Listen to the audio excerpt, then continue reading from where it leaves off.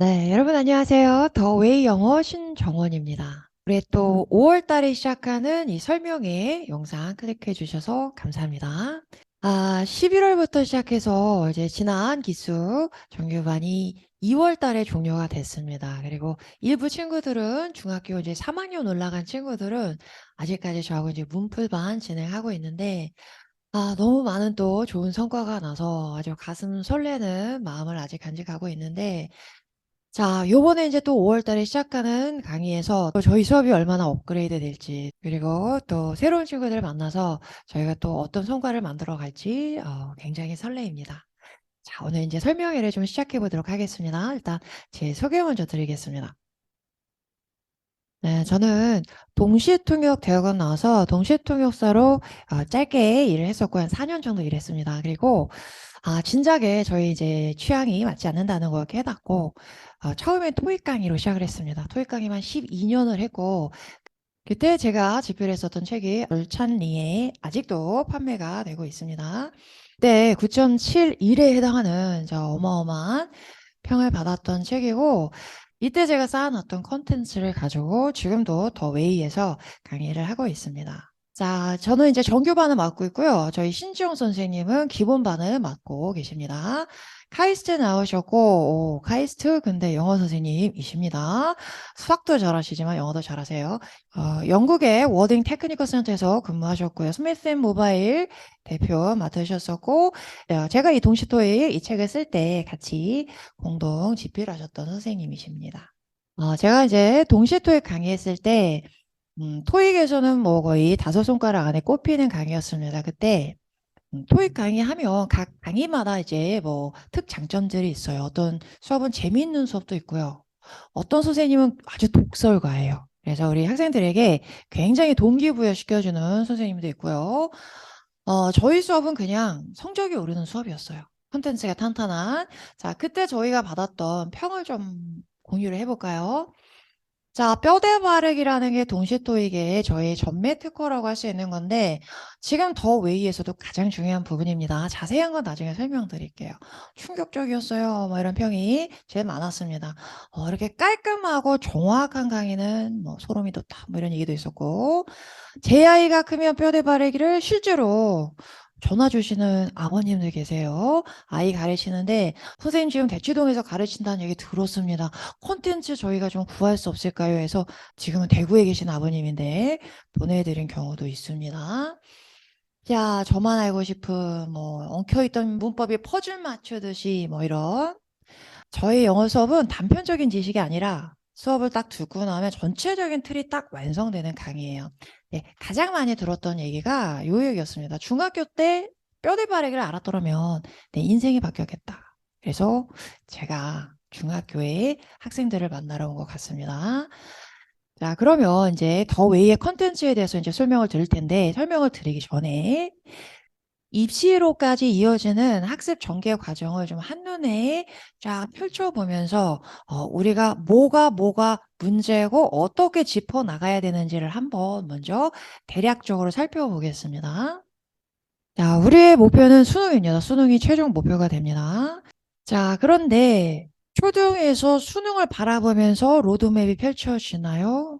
전혀 그렇지 않죠. 지금 가장 심각한 문제는 뭐냐면 초등은 초등대로, 중등은 중등대로, 고등은 고등대로 다 따로 논다는 얘기예요. 초등에서 원희들 기억하시지만 원어민 수업 같은 거 많이 됐죠. 원서 많이 읽히고 사실 돈은 제일 많이 듭니다. 요때.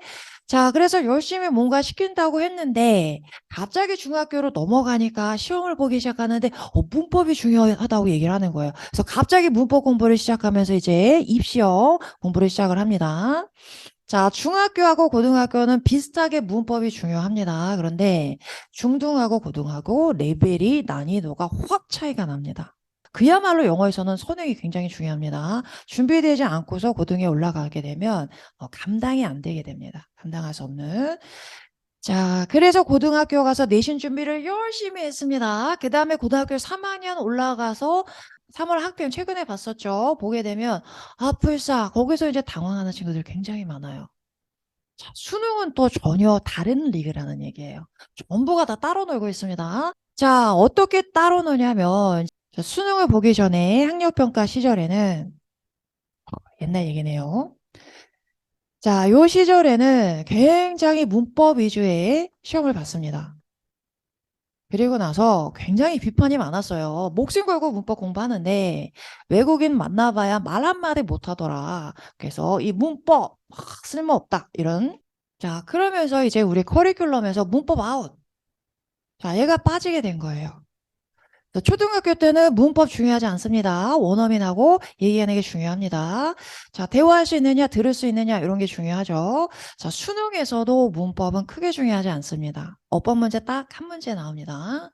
자, 그래서 문법을 이렇게 쫙 다 빼놨어요. 그런데 중학교, 고등학교는 그냥 문법이 지배하는 시험이에요. 자, 이렇게 될 수밖에 없는 게 수능이라는 시험은 굉장히 여러 명의 교수님들이 자, 몇 주 동안 합숙을 하면서 굉장히 심혈을 기울여서 만드는 문제입니다. 그런데 중학교, 고등학교, 중간고사, 기말고사의 한 선생님이 수능 수준의 문제를 만든다는 건 불가능하죠. 지문을 발췌한다는 것도 불가능하고요. 그러다 보니까 우리 수업 시간에 공부한 지문에서 ing, ed로 싹 바꿔 놓으시고 투부정사 동사 원형으로 바꿔 놓으시고 자, 이렇게 문법 문제로 회귀할 수밖에 없는 거예요. 왜? 자, 이 지문을 문법 문제가 아니고 그냥 내용으로 약간 문제를 내니까 순서 문제로 나온 문제를 빈칸 추론으로 변형하고 아이들이 기가 막히게 풀어냅니다. 그런 문제는. 그럼 결국은 변별력을 만들기 위해서 어려운 문제를 내야 되는데 결국은 이거밖에 없는 거죠. 그래서 결국은 어법 문제 그리고 모든 서술형 문제는 문법 문제라고 보시면 돼요. 그래서 여기서 중학교나 고등학교나 다 변별력이 생깁니다. 사실 전체 문제 비중에서 어법 문제, 서술형 문제가 학교에 따라 다르겠지만 10%에서 20%밖에 안 됩니다. 그래서 비중이 굉장히 높다고 할 수는 없어요. 그런데 결국은 1, 2등급 차이가 물론 중학교는 뭐 A, B 차이지만 전부 여기서 납니다.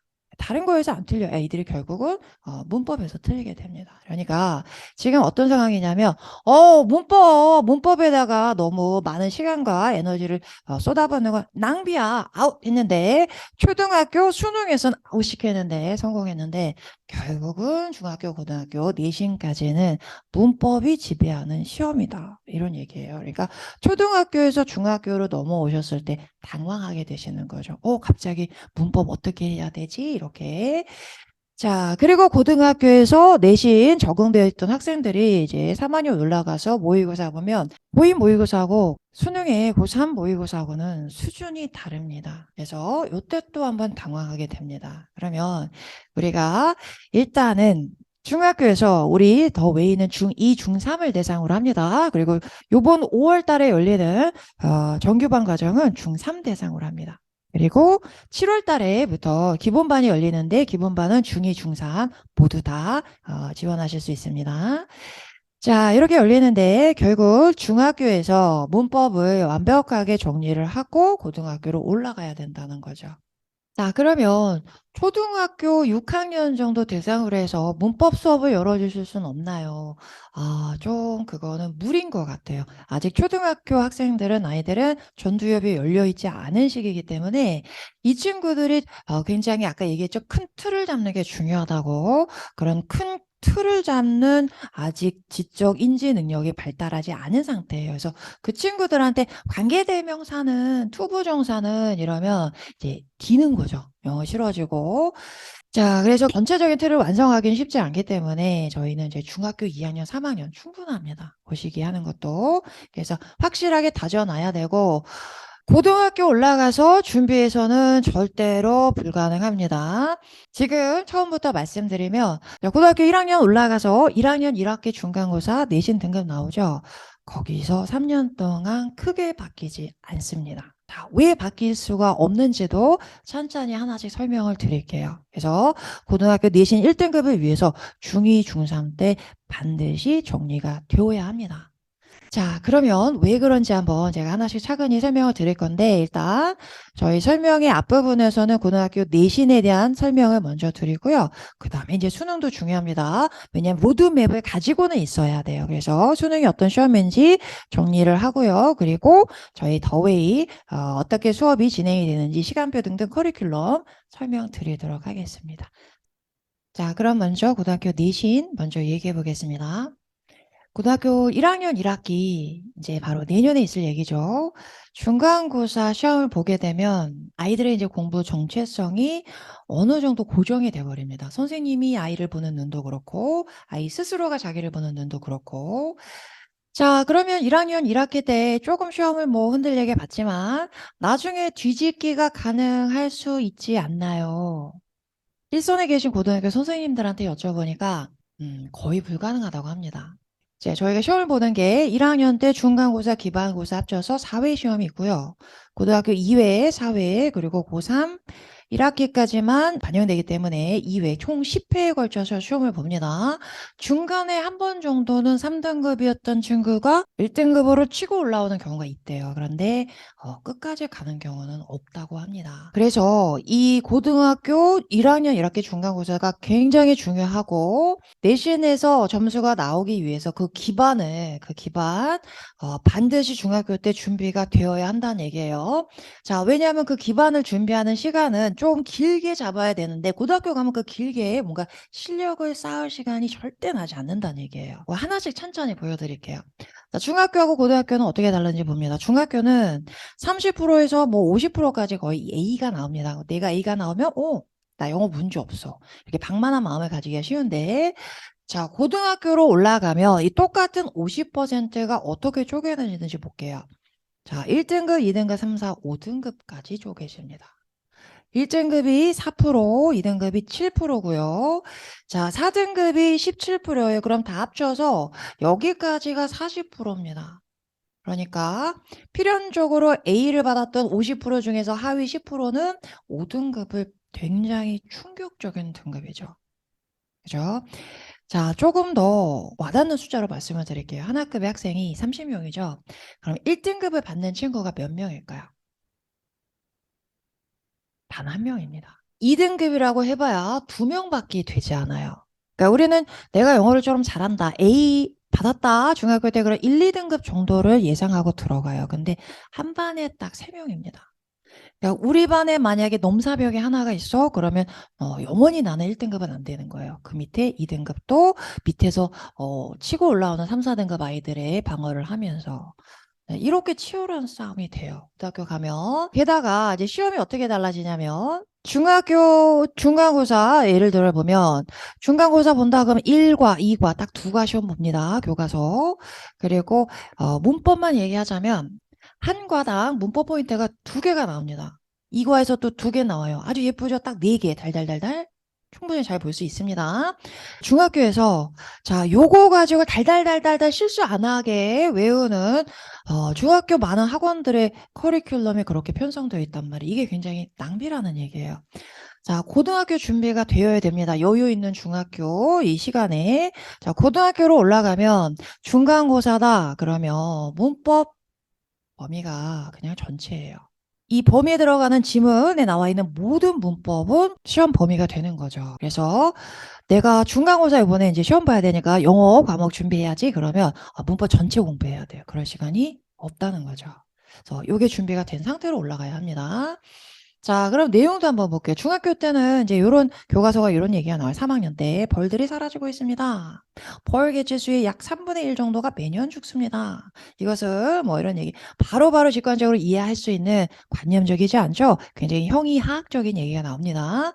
자, 그런데 이제 고등학교 가면은 이제 이런 얘기가 나와요. 요거는 올해 있었던 3월 학평에서 고1 모의고사 35번 문제 별로 어렵지도 않은 오답률 높지 않았던 문제입니다. 제가 한국 해설판을 그냥 복사해 온 거예요. 볼까요? 누구의 이야기인지가 무슨 이야기인지에 영향을 미친다. 주인공을 바꾸면 이야기의 초점도 틀림없이 바뀐다. 만약 우리가 다른 등장인물의 눈을 통해 사건을 본다면 우리는 그것을 다르게 해석할 것이다. 이렇게 굉장히 추상적인 얘기가 나오기 시작합니다. 그리고 길어지는 거죠. 범위를 아주 산술적으로만 따져보면 중학교보다 지문이 한 적게는 6배에서 많게는 10배까지 늘어납니다. 글 자체의 내용 뎁스도 깊어지고 범위 자체가 늘어나요. 감당하기가 쉽지가 않습니다. 중학교 2학년, 3학년 올라갈 땐 비슷비슷했는데 중학교 3학년에서 고등학교 올라갈 땐 뭐가 그렇게 달라진다고 확 바뀌는 거죠. 반드시 철저한 준비가 돼서 올라가야 하겠습니다. 자, 중학교 내신 문제는 문법 문제가 이렇게 나옵니다. 진도가 뭐였냐면 조동사 뒤에서 수동태 나오는 거. 요게 문법 포인트였어요. 자, 그럼 문제 어떻게 내는지 한번 볼까요? 조동사 뒤에서 BPP 나왔네요. 그리고 전치사 뒤엔 항상 명사가 나와야 됩니다. 전명구라고 부르죠. 전명구는 항상 살이에요. 얼마든지 추가될 수 있습니다. 1번 깔끔하네요. 요게 정답. 자, 그러면 이제 선생님들이 어떻게 꼬아내는지 한번 볼게요. 조동사 나왔는데 여기선 BPP가 아니고 ING 나왔어요. 그럼 능동이니까 목적어 나와야 되는데 전치사밖에 안 나와서 틀렸네요. 이렇게 오답이 형성이 됩니다. 자, shouldn't하고 조동사 나왔습니다. BPP까지 좋은데, 자, 그런데 전치사가 나왔으면 명사가 나와야 된다고 말씀드렸는데, there는 거기에 부사예요. 안 되죠. 틀렸고. 자, 그 다음 머스크도 나왔습니다. 그 다음에 BPP 괜찮네요. 이 조명구고. 그런데 spread는 이번 지문에 나왔던 동사이기 때문에 분명히 수업 시간에 다뤄준 동사예요. 동사 변화가 spread 다 똑같습니다. PP 형태의 ed가 붙지 않습니다. 이런 식으로 그래도 꽤 꼬아놨죠. 그렇죠? 자, 그 다음에 have 나왔는데 have to는 조동사급이라고 합니다. 완전한 조동사는 아니에요. 그래서 앞에 3인칭 단수가 나와 있으면 수일치 맞춰줘야 됩니다. have 안 되고 has 이렇게.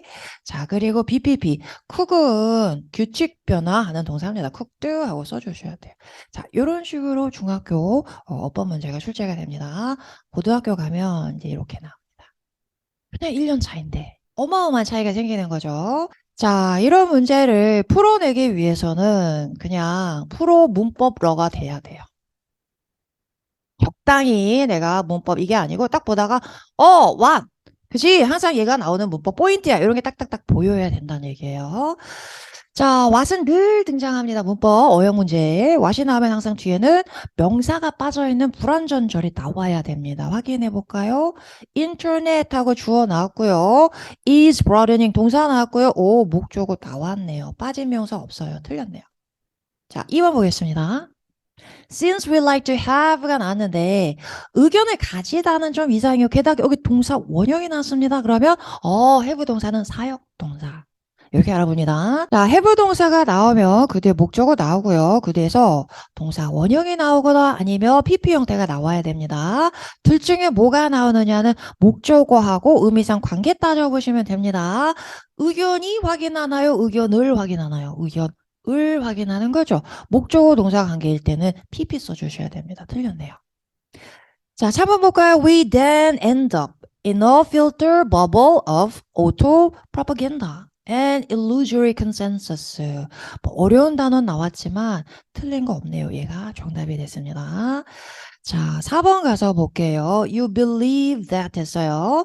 너는 데디아를 믿습니다. 대절을 확인해 보겠습니다. 자, 그런데 주어 자리에 바로 ing가 나와서 동명사 주어네요. 묶어봅니다. 자, 여기서 our hunter, gatherer, ancestors까지 묶어주면 되겠습니다. 자, 이거는 이제 단골이에요, 단골. 동명사 주어는 못 취급한다? 단수 취급한다. 자, are 아니고 is 나와야 되겠네요. 이거는 중학교 때도 많이 나오는 문법 포인트입니다. 자, 그 다음 마지막 가서 오겠습니다. You can hook up with like-minded extremists. and가 나왔네요. and. 자, 얘가 나오면 항상 병렬 구조 맞춰주셔야 됩니다. 뒤에 나온 단어의 품사와 형태 똑같은 게 앞에 존재해야 돼요. finding 동사 ing형 앞에 없죠. 앞에 동사는 you can hook 하고 동사 원형 나왔습니다. 그럼 여기서도 you can이 생략된 거고 you can find 원형 나와야 되는 거죠. 틀렸네요.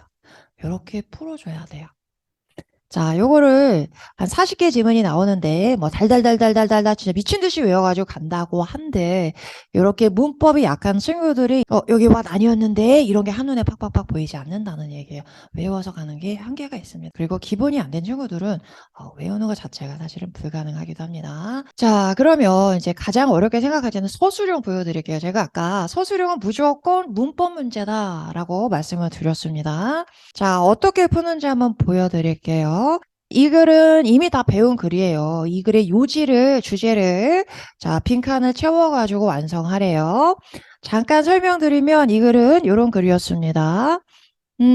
어떤 작은 요청을 먼저 해서 상대방이 거기에 대해서 yes라고 대답을 하게 되면 사람들은, 인간은 텐던시, 경향을 가지고 있대요. 뭔가 일관성을 지키려는.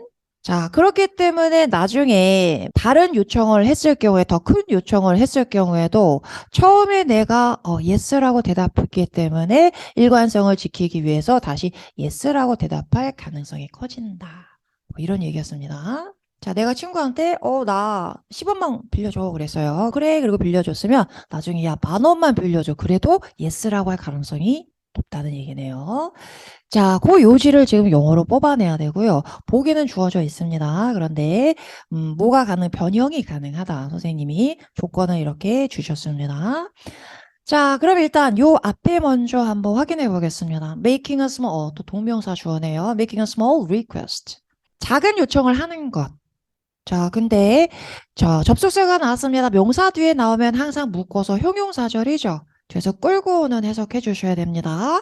자, 어떤 요청이냐면 자연스럽게 받아들일, 사람들이 자연스럽게 받아들일 그런 작은 요청을 하는 것은, 자, 그 사람들이 큰 요청을 받아들일 가능성을 더 높여놓습니다. 자, 이렇게 나와야 되겠죠. 자, 그러면 여기서 높여놓습니다. 동사를 골라와야 되겠죠. 그런데 앞에서 동명사 주어 나왔으니까 단수 취급이시면 안 되죠. 자, 그럼 동사는 increase하고 가면 되겠네요. 그런데 반드시 s 붙였느냐, 이게 포인트가 되는 거죠. 그죠? 자, 그 다음에 가능성. 자, the chance는 원래 기회보다 가능성으로 훨씬 더 많이 나옵니다.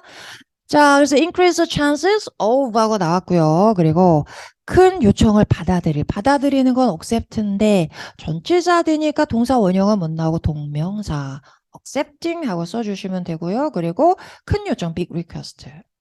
자, 얼추 된 것 같습니다. 자, 그러면 지우면서 확인합니다. increase 나왔고요. the chances of 나왔고요.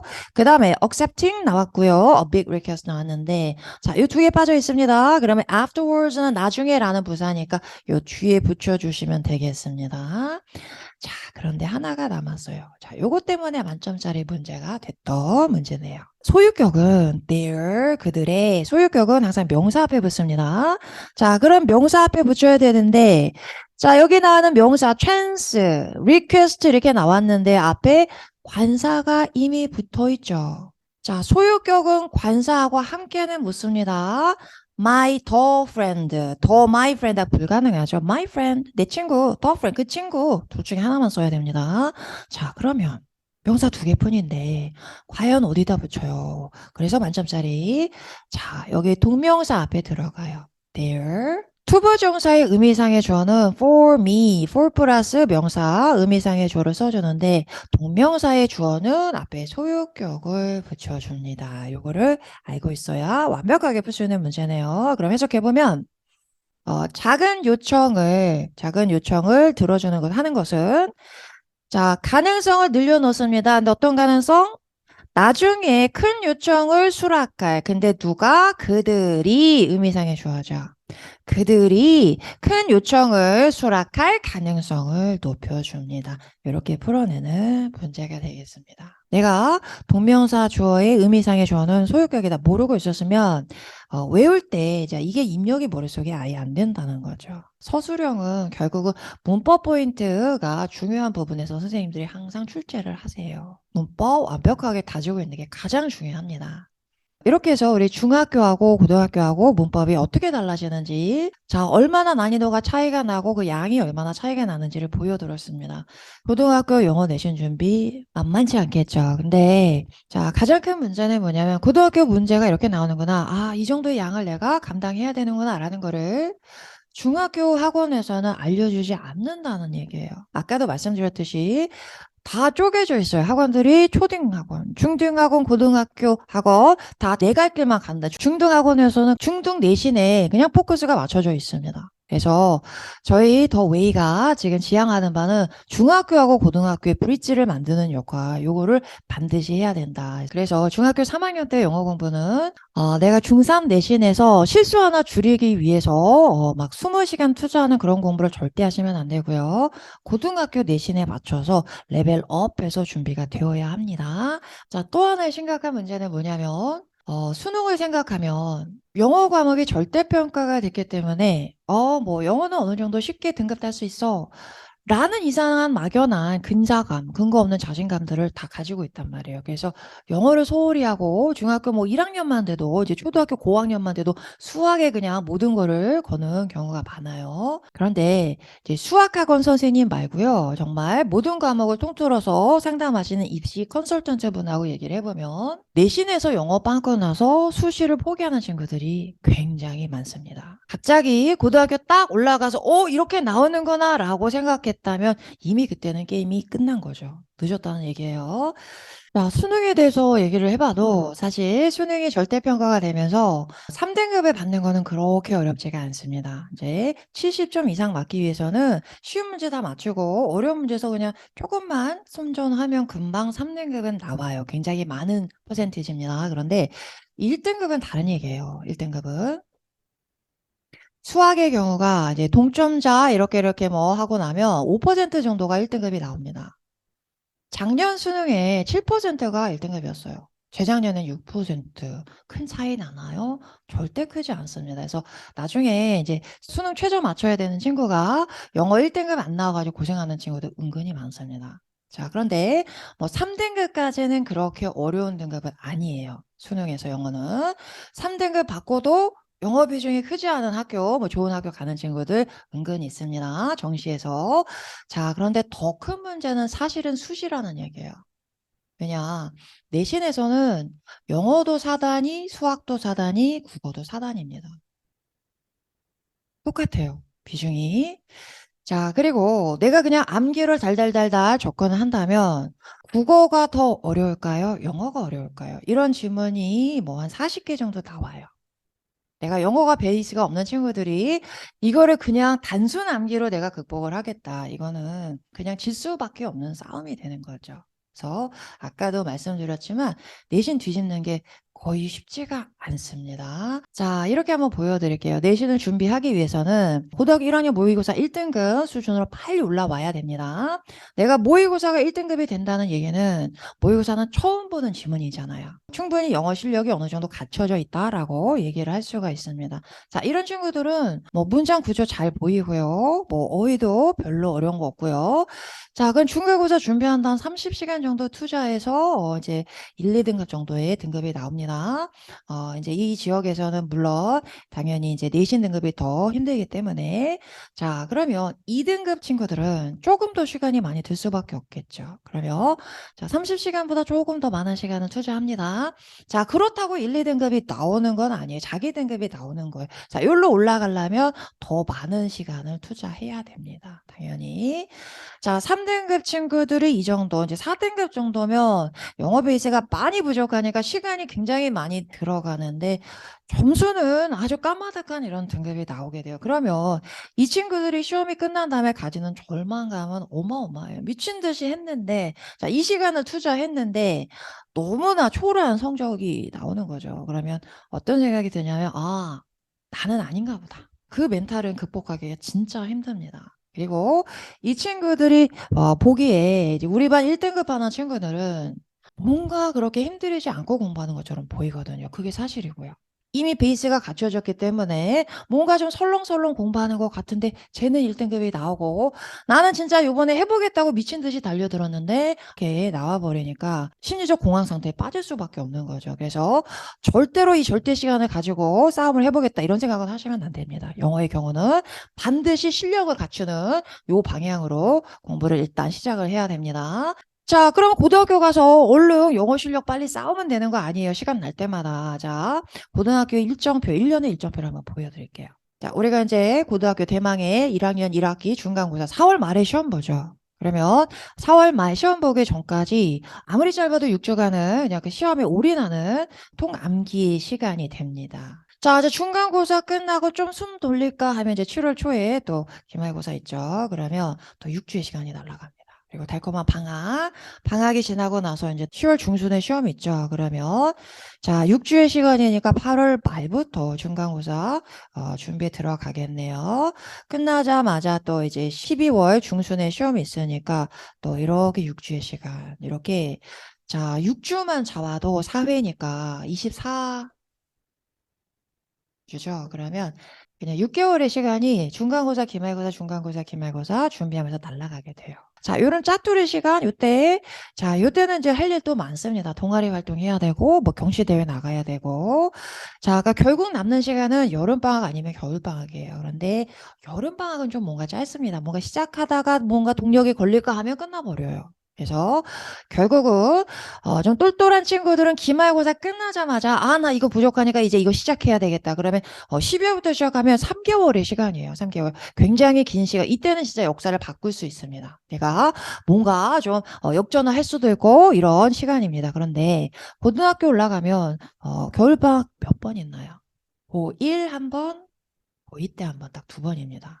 우리는 다 알고 있습니다. 이 시기에 내가 무슨 과목을 공부하고 있게 될지. 그렇죠? 다 수학하느라고 시간을 보내게 됩니다. 결국 영어 실력을 쌓을 시간적 여유가 생기지 않는다는 얘기예요. 고등학교에서. 그래서 반드시 중학교 2, 3학년 때 정리를 하고 들어가야 됩니다. 자, 고등 내신 대비를 위해서는 뭐가 돼야 되냐면 문법 완벽해야 되고요. 제가 아까 말씀드렸죠. 프로 문법러가 돼야 된다고. 자, 그 다음에 내신을 위해서는 사실 어휘는 뭐 그렇게 크게 중요하지 않습니다. 이미 공부한 걸 가지고 들어가기 때문에 충분히 거기에 나오는 어휘는 외우고 갈 수 있습니다. 자, 그 다음 구조 보는 거 굉장히 중요하죠. 영어 기본기 3가지가 갖춰져 있으면 돼요. 그러면 자, 요게 이제 어느 수준까지 어느 임기점 이상까지 다 올라가 있어야 돼요. 뭐가 하나라도 부족하면 절대로 등급이 나오지 않습니다. 자, 그래서 이게 성층권 위로 올라가 있는 친구들, 그 친구들은 이제 영어가 그다지 어렵지 않단 말이에요. 저 유유자적하면서 뭔가 설렁설렁 공부하면서 1등급 나오는, 자, 이게 필연적인 거예요. 그 친구가 뭐 쿨한 척 하느라고 설렁설렁 이게 아니고 그런 친구만이 누릴 수 있는 게 고등학교 영어 내신 1등급입니다. 그래서 이렇게 될 수 있도록 이 기반을 언제 이때 중학교 때 요 큰 기반을 묵직한 기반을 쌓아두어야 한다는 말씀입니다. 자, 그러면 어떻게 우리가 더 웨이에서는 준비를 하는지 보겠습니다. 자, 문법 4개월의 과정 동안 A부터 Z까지 완벽하게 공부할 거고요. 그리고 문제는 4개월 지나고 나면 까먹잖아요. 그죠? 그래서 늘 한 단원을 하루에 공부할 때마다 요약 노트를 줍니다. 제일 중요한 문법 노트예요. 이번에도 자, 우리 학생 중에 고3 올라가는 친구가 있었는데 어머니한테 전화 왔어요. 중간고사, 기말고사 볼 때마다 이 문법 노트 보고 갔었는데 잊어버려서 어떻게 하면 좋냐고 그래서 제가 보내드렸습니다. 자, 한 번 더 웨이에서 같이 공부한 친구들은 뭐 평생 문법 노트는 제가 지원해 줍니다. 뭐 처음엔 구매하셔야 돼요. 자, 34페이지짜리의 굉장히 얇은 노트입니다. 요거 평생 나의 문법책이 될 거예요. 그래서 이건 계속 반복해서 봐야 되겠고, 자, 어휘 부분은 뭐 내신에서는 중요하진 않지만 모의고사에서는 굉장히 중요합니다. 자, 어휘는 루틴을 만들어서 단기간에 빡 3회독, 4회독 확 돌려주는 게 중요합니다. 그래서 습관이 잡혀 있지 않아서 문제가 되는 거지, 뭐, 어휘는 머리가 좋아야 되는 거 전혀 상관없습니다.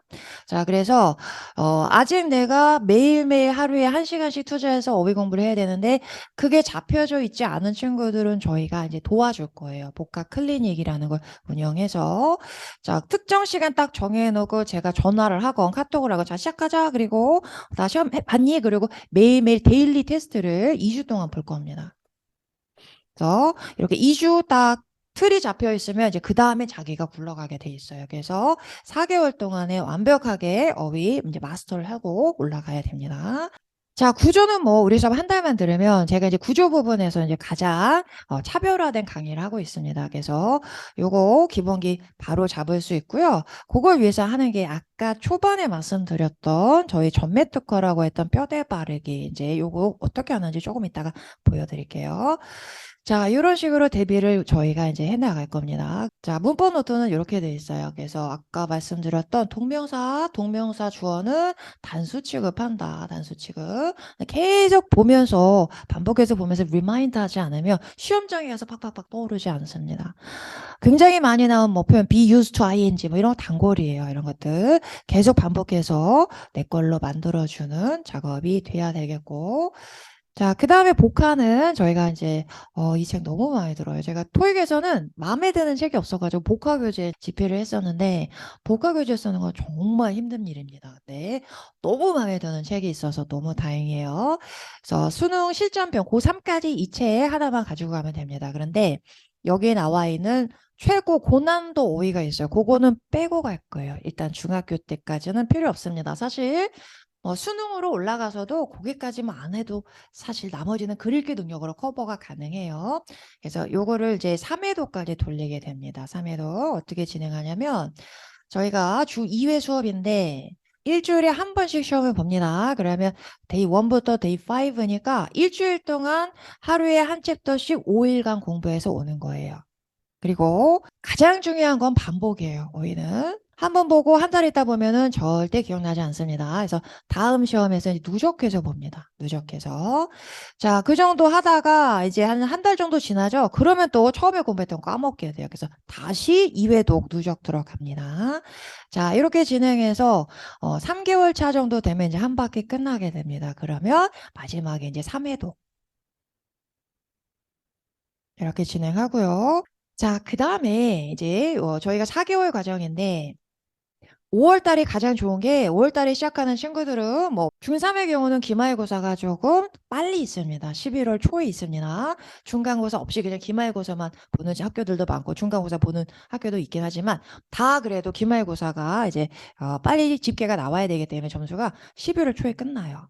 그 전에 한 3, 4주 정도 시간이 남습니다. 저희가 4개월 과정 끝내고 나면 3, 4주 정도 시간이 남아요. 그 시간 동안에 문제풀이 시간을 가질 거예요. 요게 굉장히 중요한 게 이번에 계속 이제 저희 학생 중에서 굉장히 열심히 했던 친구인데 이상하게 87점, 88점, 89점 막 이렇게 맴돌고 1등급으로 올라가지 못한 친구가 있었어요. 그래서 그 친구는 중학교 이제 3학년 올라가는 친구였기 때문에 시간 여유가 돼서 저하고 문제풀이 수업을 계속 진행을 했는데 5회 차에 95점 나오고 6회 차에 100점 나왔어요. 그래서 이 친구는 어떤 게 문제였냐면 굉장히 꼼꼼한 친구라 뭐 문법 여왕이었어요. 문법 문제 하나도 안 틀리고. 그런데 자기의 이제 취약점이 다 학생들마다 우리 아이들마다 다 다른데 이 친구는 너무 디테일한 거에 연연을 많이 하다 보니까 시간도 많이 걸리고 디테일에서 뭐가 하나 막혀버리면 그거를 그냥 지나가지를 못하고 그러다 보면 이제 생각 회로가 꼬이게 되는 거죠. 결국 모의고사는 전체의 큰 대의를 파악하는 게 가장 중요합니다. 그래서 이 친구가 계속 문제풀이를 계속 매일매일 매주 그래서 이 친구가 문제풀이를 해나가면서 그걸 스스로 터득을 하더라고요. 결국 연습밖에 없는 것 같아요. 그래서 결국 100점까지 올라가서 어머님이 너무 행복하셔서 잠을 잘 수 없다고 말씀을 얼마 전에 들었습니다. 그래서 이 문제풀이반이 되게 중요한 게 저마다 달라요. 자기가 가지고 있는 어떤 문제점이라는 게. 그래서 그거를 보완하는 거는 역시 스스로 풀면서 내가 찾아가야 돼요. 아, 이땐 이렇게 해야 되는구나라는 걸 스스로 터득해야 됩니다. 그래서 문제풀이가 진행이 될 텐데 이때 이제 한 번 더 이걸 돌리게 됩니다. 그러면 사회독이 완성이 되는데 지금 저랑 같이 문제풀이하고 있는 친구들은 복권 진짜 완벽하게 잡혀가고 있어요. 그래서 이렇게 해서 어휘는 제대로 챙길 수 있습니다. 그러기 위해서는 초반에 이제 20점이 만점인데 복과 시험에서 16점은 나와야 돼요. 나오는 친구들은 그냥 모의고사 1등급에 쉽게 올라갈 수 있다 생각하시면 됩니다. 자, 요게 돼야 되는데 처음 시험을 봐서 이제 이 점수가 안 됐다. 그러면 이제 바로 복합 클리닉에 들어갑니다. 2주 동안. 요게 저희 이제 지난번에 복합 클리닉 진행했던 일정표인데요. 9시부터 시작해서 이제 1시 10분까지. 저희도 이제 이 2주 시간은 거의 그냥 매일매일 야근입니다. 야근. 힘들긴 하지만 너무 중요하기 때문에 이제 진행을 해야 돼요. 그래서 요거를 진행을 하는데 해보니까 일요일하고 토요일 날 하는 건 좋지가 않고요. 왜냐면 일요일, 토요일은 평일 날하고 뭔가 좀 시계가 다르게 돌아가잖아요, 하루가. 그래서 까먹기가 쉽더라고요. 그래서 월요일부터 금요일까지 매일매일 학원 딱 끝나고 11시 이렇게 고정하는 게 가장 좋은 것 같습니다. 그래서 그렇게 해서 매일 이 시간에 4개월 동안은 복합 공부하는 거죠. 그래서 40분 정도 시험 공부하고 그다음 매일매일 시험 보고 이렇게 해서 엉덩이 붙이고 하는 습관 들이는 거 요게 이제 가장 중요합니다. 그래서 요거를 진행을 하도록 하겠습니다. 자, 그다음에 이제 문법하고 구조에 대한 말씀을 드리기 위해서 아까 제가 계속 말씀드렸던 뼈대 바르기가 뭔가요? 요거를 조금 자세하게 설명을 좀 드리도록 하겠습니다. 자, 이제 많은 아이들이 빠져있는 고질병 중에 하나가 문법 수업은 많이 들어서 문법은 알고는 있는데 문법 따로 독해 따로 문법 배운 게 독해하는데 적용이 안 됩니다. 사실 우리가 문법을 배우는 궁극적인 목표는 정확한 해석이에요. 그래서 문법이 독해에 적용이 안 된다. 그러면 아주 큰 심각한 문제입니다. 그래서 그거를 적용해가는 연습, 문법 지식을 지기서 끝나는 게 아니고 연습을 통해서 내가 해석하는 데 적용하는 연습을 하는 게 표대 바르기입니다. 그리고 반드시 정답과 확인해서 내가 이걸 잘못했구나. 나의 잘못한 부분에 대한 시정이 일어나야지만 내가 향상을 하는 거죠. 그죠? 자, 그걸 해나가는 겁니다. 그래서 문법 따로 독해 따로 안 된다는 얘기죠. 자, 그러면 어떻게 하는 건지를 한번 한 문장을 가지고 실제로 한번 보여드릴게요. 자, 요런 문장을 가지고 한번 해석을 한번 해보도록 하겠습니다. 자, 이 정도의 문장이 쭉 읽혀 나가야 아까 말씀드렸듯이 모의고사 1등급이 나올 수가 있고 그런 친구들이 편안하게 고등학교 내신 준비할 수 있다는 얘기예요. 많은 아이들한테 너는 왜 이게 해석이 안 되니? 라고 얘기하면 어휘라고 얘기를 해요. 그러면 이제 제가 자, 진짜 그래? 어휘를 준 다음에 다시 한번 독해를 시켜봅니다. 자, 어휘 문제 한번 보겠습니다. ambiguous 하고 나오면 애매모호한 이런 뜻이고요. context 하고 나오면 문맥이란 뜻이고요. indicate 보여준다 동사고요. intend 의도하다. 자, 그러면 제가 한번 읽어보겠습니다.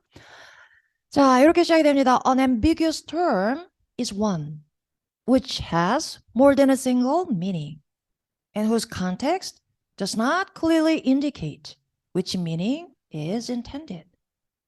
자, 이렇게 쭉 읽었는데, 이러고 넘어갈 수 있어야 된다네. 그래야 고등학교라니 모의고사 1등은 나온다는 얘기예요. 자, 그런데 대부분의 아이들이 쭉 읽었는데, 모르는 건 아니고 그렇다고 확실하게 머릿속에 구체화되지도 않고, 자, 이도 아니고 저도 아닌 독해가 쭉쭉쭉 쌓여 나간단 말이에요. 그럼 결국은 마지막에 가서 찍고 올 수밖에 없는 거죠. 이런 악순환입니다. 근데 자, 여기서 걸리는 것이 다 문법이라는 얘기예요. 그래서 하나씩 제가 한번 천천히 어떻게 문법 적용을 하는지를 보여드리겠습니다.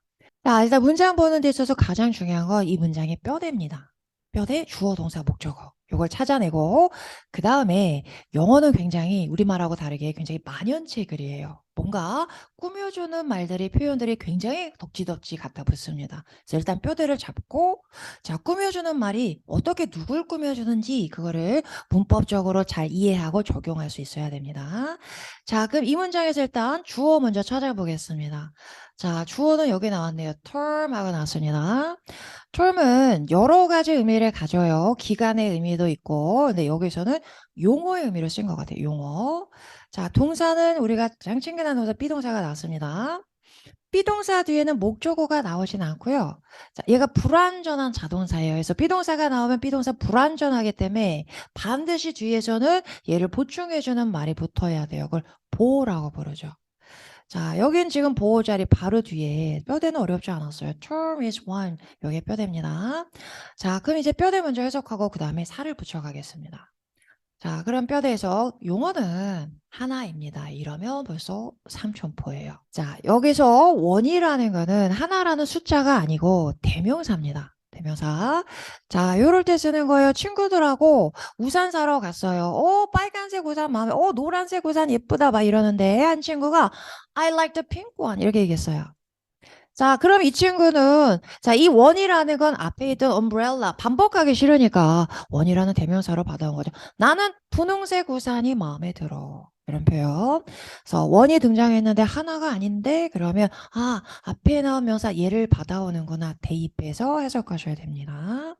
자, 그럼 앞에 나온 명사는 하나밖에 없네요. 당연히 이 term을 받아오겠네요. 자, 그러면 용어는 용어입니다. 이런 말도 안 되는 뼈대네요. 자, 살 붙여가면서 이제 의미를 파악해 보겠습니다.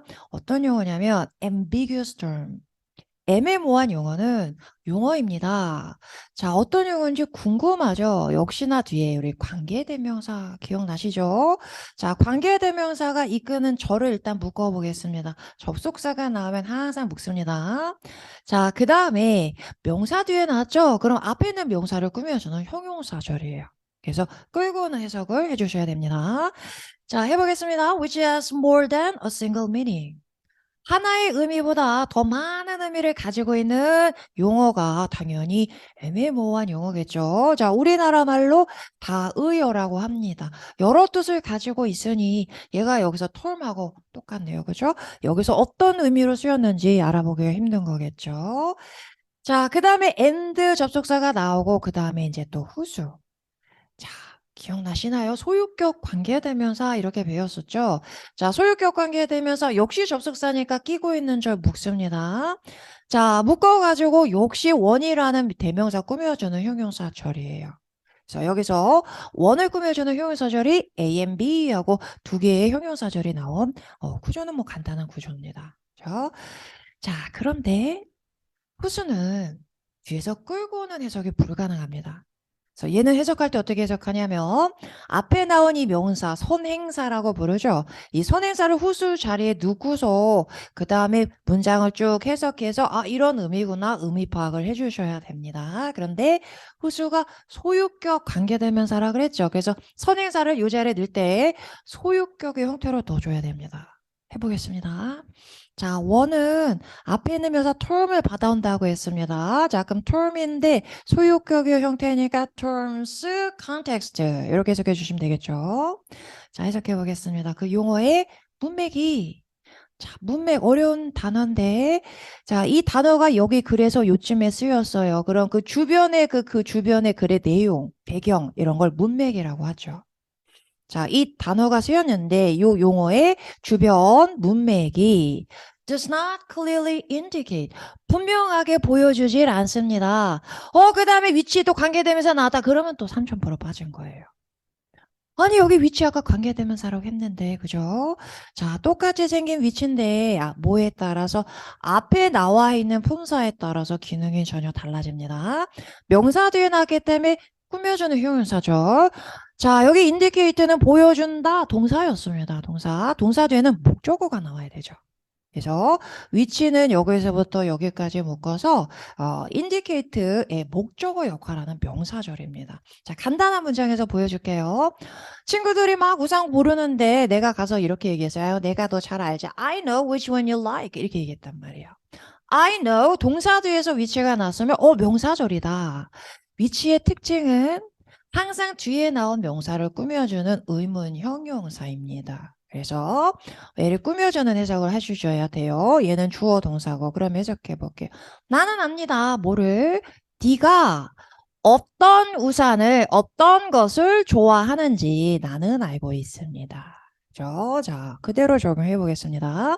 자, 위치는 뒤에 있는 명사 meaning을 꾸며줍니다. 자, 아까 다이오라 그랬잖아요. 다이오. 그러니까 그 여러 개의 의미가 있을 텐데 그 중에서 어떤 의미가 의도되었는지를 명확하게 보여주지 않아요. 그 글 주변의 문맥이. 그런 용어가 애매모호한 용어겠죠. 자, 그래서 독해를 하는 데 있어서 가장 중요한 건 문법입니다. 그리고 문법 공부를 할 때 문법 지식으로 내가 강사할 것도 아닌데 넣어두면 안 되고요. 반드시 이렇게 문장에 적용해서 연습을 해야 된다는 얘기. 제가 이 간단한 사실을 깨닫는데도 사실 강사 경력 5년이 걸렸어요.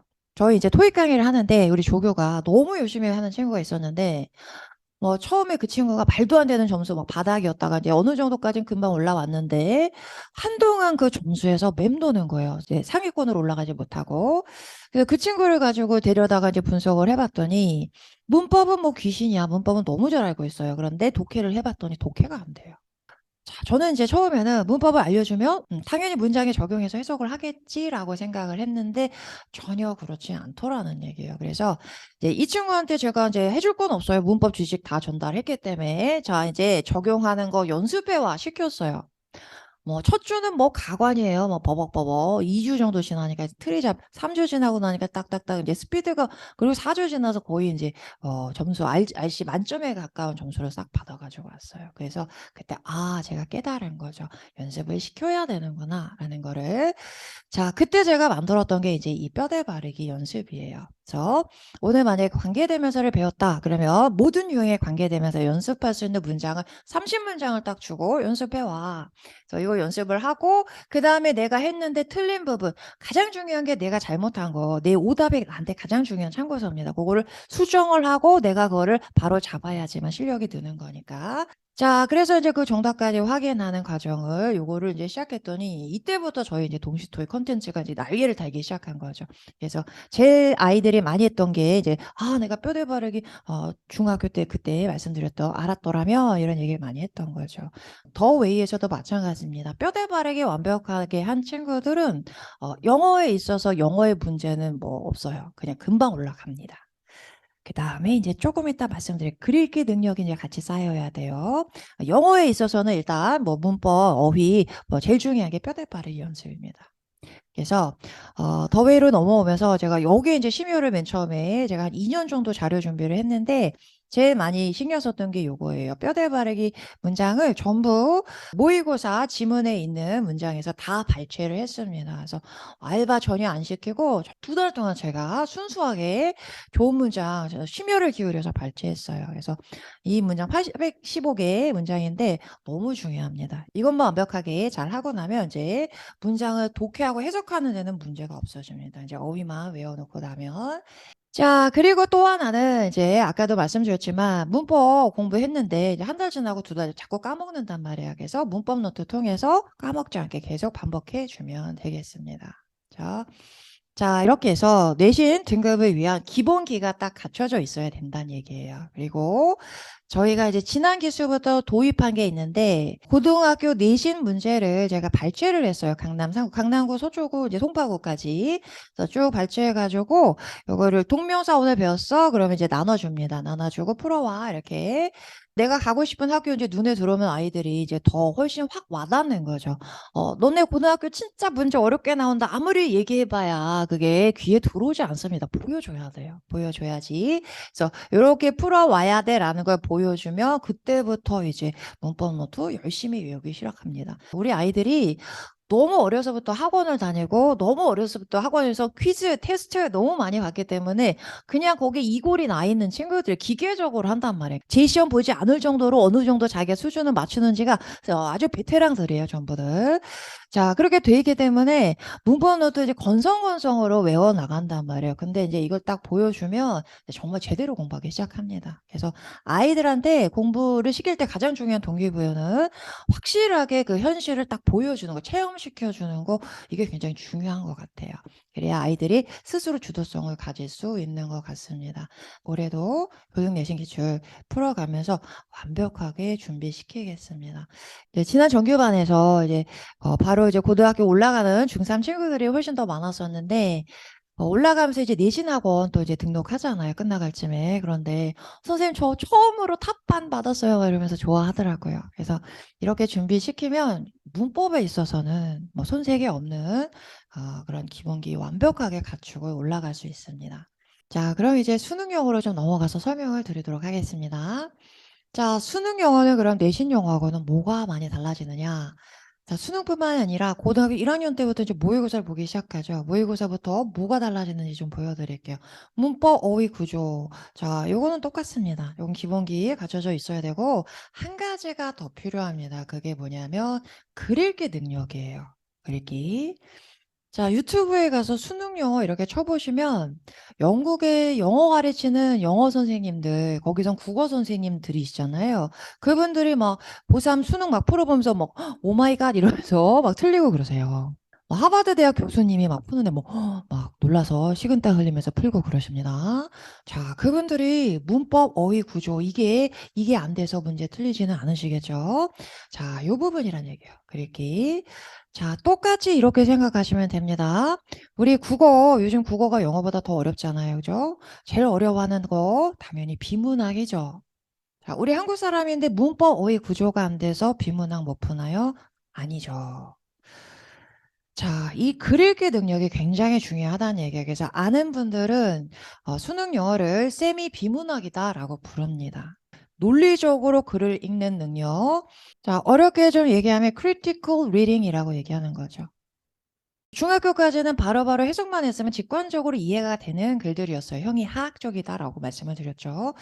자, 이제 고등학교로 넘어가면 고등학교 내신에 나온 지문도 마찬가지고 모의고사 지문 마찬가지고 행간의 의미를 파악할 수 있어야 돼요. 작가가 이렇게 얘기했을 때 그 숨은 뜻이 뭔지를 알아낼 수 있어야 돼요. 자, 공통적으로 타고 흐르는 대의가 뭔지를 파악할 수 있어야 됩니다. 그 능력이 갖춰져 있어야 된다는 얘기예요. 그럼 이건 어떻게 갖춰지느냐?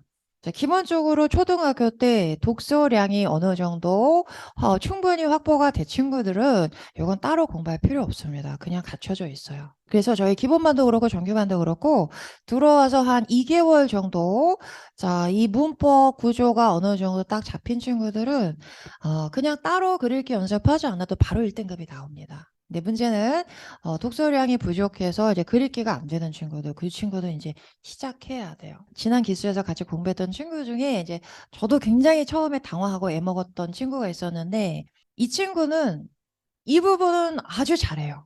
문법도 잘 외우고 어휘도 잘 외우고 숙제 아주 깔끔하게 뼈대 바르기 잘 외우고 자, 문장 하나하나 해석하라 그러면 바로바로 합니다. 그래서 친구야 이게 그래서 무슨 의미야? 라고 하면은 꿀먹은 벙어리가 돼요. 그러니까 암호문 해석하듯이 규칙에 맞게 빡빡빡빡 전환하는 작업은 잘하는데 이 작가의 의도가 뭐야? 이 작가가 의미하는 게 뭐야? 의미로 받아들이는 작업이 전혀 안 돼 있는 거예요. 엄청나게 이 랭귀지 차원의 준비가 잘 돼 있는데 모의고사 시험 보면 막 4등급 이렇게 나옵니다. 처음엔 제가 굉장히 당황했어요. 그 친구를 보면서도 제가 굉장히 놀랐던 거 절대 아이들한테 포기라는 건 없어야 돼요. 그 친구는 그거를 파악해야 된다는 거, 행간의 의미를 파악해야 된다는 걸 지금까지 몰랐던 거지 못하는 게 아니에요. 자, 우리 앞으로 이걸 해나가야 돼. 그래서 이렇게 해석을 한 다음에 그래서 이 작가는 너한테 무슨 얘기를 하려고 했는지 이 친구가 네 친구라고 생각해 너한테 말을 하고 있는데 네가 대답을 해야 되잖아. 뭐라고 얘기하는 건지. 자, 그래서도 이런 얘기가 나오고 이런 얘기가 나왔어. 그럼 그래서는 절대 이 얘기가 따로 노는 얘기가 아니야. 연결되는 거야. 어떻게 연결되는지 계속 생각해 보자라는 걸 했더니 한 달 지나고 2달 되니까 이게 싹 올라가더라고요. 그래서 마지막에 거의 1등급 가까운 2등급 점수까지 올라갔습니다. 너무 감사했는데. 그래서 글 읽기 연습이 돼야 된다는 거예요. 요게 중학교에서는 전혀 요구하지 않는 거기 때문에 독서량이 뒷받침이 안 됐던 친구들은 요 준비가 지금 전혀 안 돼 있어요. 내신에서도 중학교 내신에서도 문제 푸는데 유출 문제 잘 틀리는 친구들이 있습니다. 이 글에서 나온 내용하고 다른 것은 이런 거 틀리는 친구들은 요게 부족한 거예요. 크리티컬 리딩. 요 부분이. 요 부분을 연습하는 게 굉장히 중요합니다. 자, 그런데 이제 고등학교 1학년, 고등학교 2학년에서는 뭐 이 정도 수준으로 난이도가 변해요. 근데 고3 수능으로 올라가면 난이도가 이제 확 뜁니다. 그래서 영국 사람들, 미국 사람들이 막 기함을 하는 수준의 글이 만들어집니다. 그래서 수능을 준비하기 위해서는 글 읽기 연습이 정말 철저하게 잘 돼 있어야 돼요. 그래서 그걸 좀 잠시 보여드릴게요. 자, 왜 이렇게 수능이 어려운가 하는 거를 한글 한 문장으로 한번 보여드릴게요. 중학교 3학년 때는 이런 문장이 나옵니다. 야채는 몸에 좋으니까 많이 먹어야 해요. 딱 읽으면 바로 직관적으로 이해가 됩니다. 고등학교 1학년 때 가면 이제 섭취량 이런 관념어가 등장해요. 그래도 뭐 이해하는데 어려움은 없습니다. 채소는 우리 몸의 이로움으로 섭취량을 늘려야 한다. 이렇게. 자, 고2로 갑니다. 조금 복잡하죠. 녹색 채소의 충분한 섭취는 건강의 이로움으로 적극 권장되어야 합니다. 뭐 그래도 괜찮아요. 이제 고3은 딱 이런 식으로 나옵니다. 읽기도 싫고. 뭐 사람 이름 나오는데 읽히지도 않아요. 어느 나라 사람인지 국적도 할 수 없는. 자, 한번 읽어볼게요. 엔젤라 M. 지코빅 박사가 이끄는 세계영양학회에서 2021년 발표한 연구 결과가 보여주듯이 채소 섭취의 빈도 및 비중 확대가 우리 건강에 미치는 긍정적 영향은 절대 간과해서는 안 될 수준에 이른다. 다 읽어놨는데 머리에 남는 게 없는 거죠. 이게 수능입니다. 그래서 자, 이런 글들을 이제 비문학도 마찬가지예요. 어떻게 읽어내야 하느냐. 자, 첫 번째는 쉽게 나만의 언어로 불필요한 내용은 자고자고 빼야 돼요. 우리 혈관하고 똑같아요. 노폐물이 자꾸 끼면 혈관의 흐름이 막히게 되는 거죠.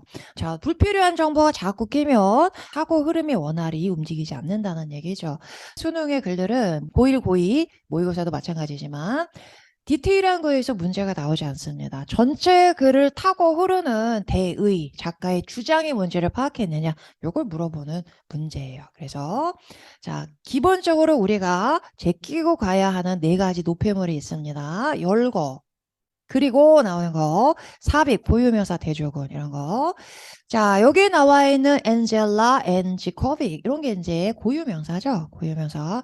어떤 박사가 어느 대회에서 언제 이런 건 중요하지 않습니다. 발표 내용이 중요한 거죠. 그래서 부차적인 이런 정보들은 전부 제거해 줍니다. 자, 그 다음에 빈도 및 비중 확대 이런 게 1번 열거죠. 자, 열거되고 있는 거, 특히 수능글에서는 열거가 엔드가 엄청 많이 나옵니다. A, B, N, C, 뭐 A, B, C, D, E, N, E 뭐 이렇게 나와요. 자, 그러면 열거가 줄줄이 나올 때 편한 거 하나만 딱 잡고 나머진 버리고 갑니다. 빈도가 편한가요? 비중 확대가 비중 확대를 잡아볼까요? 자, 이렇게 잡고요. 우리 건강에, 자, 우리말은 이렇게 꾸며주는 형용사가 많이 붙지 않잖아. 영어는 이제 형용사 절이 붙어 버립니다. 그래서 형용사 이런 거 뭐 짧지만 최대한 쳐주는 거예요. 최대한 뼈대만 가지고 갑니다. 자, 그 다음에 마지막으로 굉장히 영어적인 표현인데, 간과해서는 안 될 수준에 이른다. 간과한다는 것 자체가 잊어버리는 거니까 무시하는 거니까 뭔가 부정적인 뉘앙스인데 그러면 안 된다. 이중부정이죠. 영어에서 굉장히 맞은 게 이중부정입니다. 우리는 회로가 딱 꼬여버리죠. 자, 그럼 이중부정은 뭔가요? 부정, 부정, 긍정이죠. 그래서 그냥 지워주고 가면 됩니다. 자, 그러면 이제 다시 읽어보겠습니다. 채소 섭취 많이 하면 건강에 좋아. 자, 채소 몸에 좋아. 이렇게 나만의 언어로 뼈대 위주로 쉽게 풀어내는 거. 이게 가장 중요합니다. 비문학도 마찬가지입니다. 이거는. 자, 그 다음에 이제 한 가지가 더 있습니다. 자, 첫 문장을 이렇게 쉽게 나만의 언어로 요약했다면 절반의 성공이다 라고 얘기할 수 있어요. 자, 영어 글은 대부분이 첫 문장에서 작가가 자기 주장을 딱 밝히고 들어갑니다. 그래서 2가지씩 글이 많습니다. 그래서 첫 문장에서 주제 파악하는 게 굉장히 중요합니다. 그 다음에 이어지는 그 문장들은 따로 노는 문장들이 아니에요. 요 글하고 다 문장하고 연결되어 있습니다. 그래서 그 연결 고리를 파악하는 게 중요합니다. 글이 연결되는 고리는 크게 잡자면 세 개밖에 없습니다. 첫 번째, 작가도 알고 있어요. 자기가 얼마나 지금 난해하게 표현했는지. 그래서 다른 언어로 다시 한번 설명을 해줍니다. 그거를 재진술이라고 합니다. 자, 어려운 글일수록 재진술의 반복인 경우가 많아요. 5개 문장, 긴 문장으로 한 지문이 구성이 되어 있는데 다 재진술이에요. 그러면 자, 내가 만약에 두 번째 문장에 모르는 단어 나와서 네 번째 문장이 구조가 안 잡혀서 당황할 필요 없는 거죠. 재진술인 줄 알았으면 한두 개 확실하게 잡았으면 이 문제 풀어줄 수 있다는 얘기예요. 그래서 내가 구조를 파악할 수 있어야 훨씬 더 여유 있게 문제에 접근할 수 있습니다. 자, 그 다음에 이제 예시인데요. 예시는 이제 사실은 이해를 도와주는 구체적인 사례들이죠. 그런데 굉장히 많은 친구들이 예시에서 꼬여요. 자, 예시는 일단 구체적인 사례가 나오니까 우리 환경에 맞지 않죠. 미국 상황에서 나온 얘기니까 갑자기 많이 보지 않던 막 생활 용어에 쓰는 단어들도 나오고 뭐 동물 이름도 나오고 그러다 보니까 예시가 나왔는데 도움을 받는 게 아니라 방해를 받는 친구들이 굉장히 많아요. 그러면 우리는 어떤 심리가 생기냐면 쭉 해석하다가 내가 이게 이해가 안 갔어. 답은 여기 있을 거야. 그래서 요 안에 있는 어떤 단어가 제시된 오답 보기를 띡 골라서 틀리는 경우가 어마어마하게 많습니다. 그래서 아이들이 내가 앞에서 작가의 주장을 이해했으면 얘는 작가가 이 주장을 뒷받침해주기 위해서 중간에 삽입한 글이에요. 얘 이해 못해서 버리고 가면 됩니다. 그래서 내가 예시라는 걸 인식할 수 있어야지만 내가 이해가 안 갈 때 마음 편하게 버릴 수 있다는 얘기예요. 자, 그 다음에 이제 제일 중요한 거 반론이죠, 반론. 자, 영어에서 문장에서 제일 중요한 거 but, however 이런 애들이에요. but이 나오면 그 뒤에 나오는 문장이 작가의 주장입니다. 그러면 중간에 but이 나왔어? 그럼 그 앞에는 중요하지 않은 걸 날리고 그 but 뒤에 있는 문장이 작가의 주장이다. 딱 요 세 가지입니다. 요거를 파악하면서 지문을 읽어주어야 합니다. 자, 이렇게 설명드리면 좀 추상적으로 들릴 수 있기 때문에 제가 실제 문제를 가지고 한번 보여드릴게요.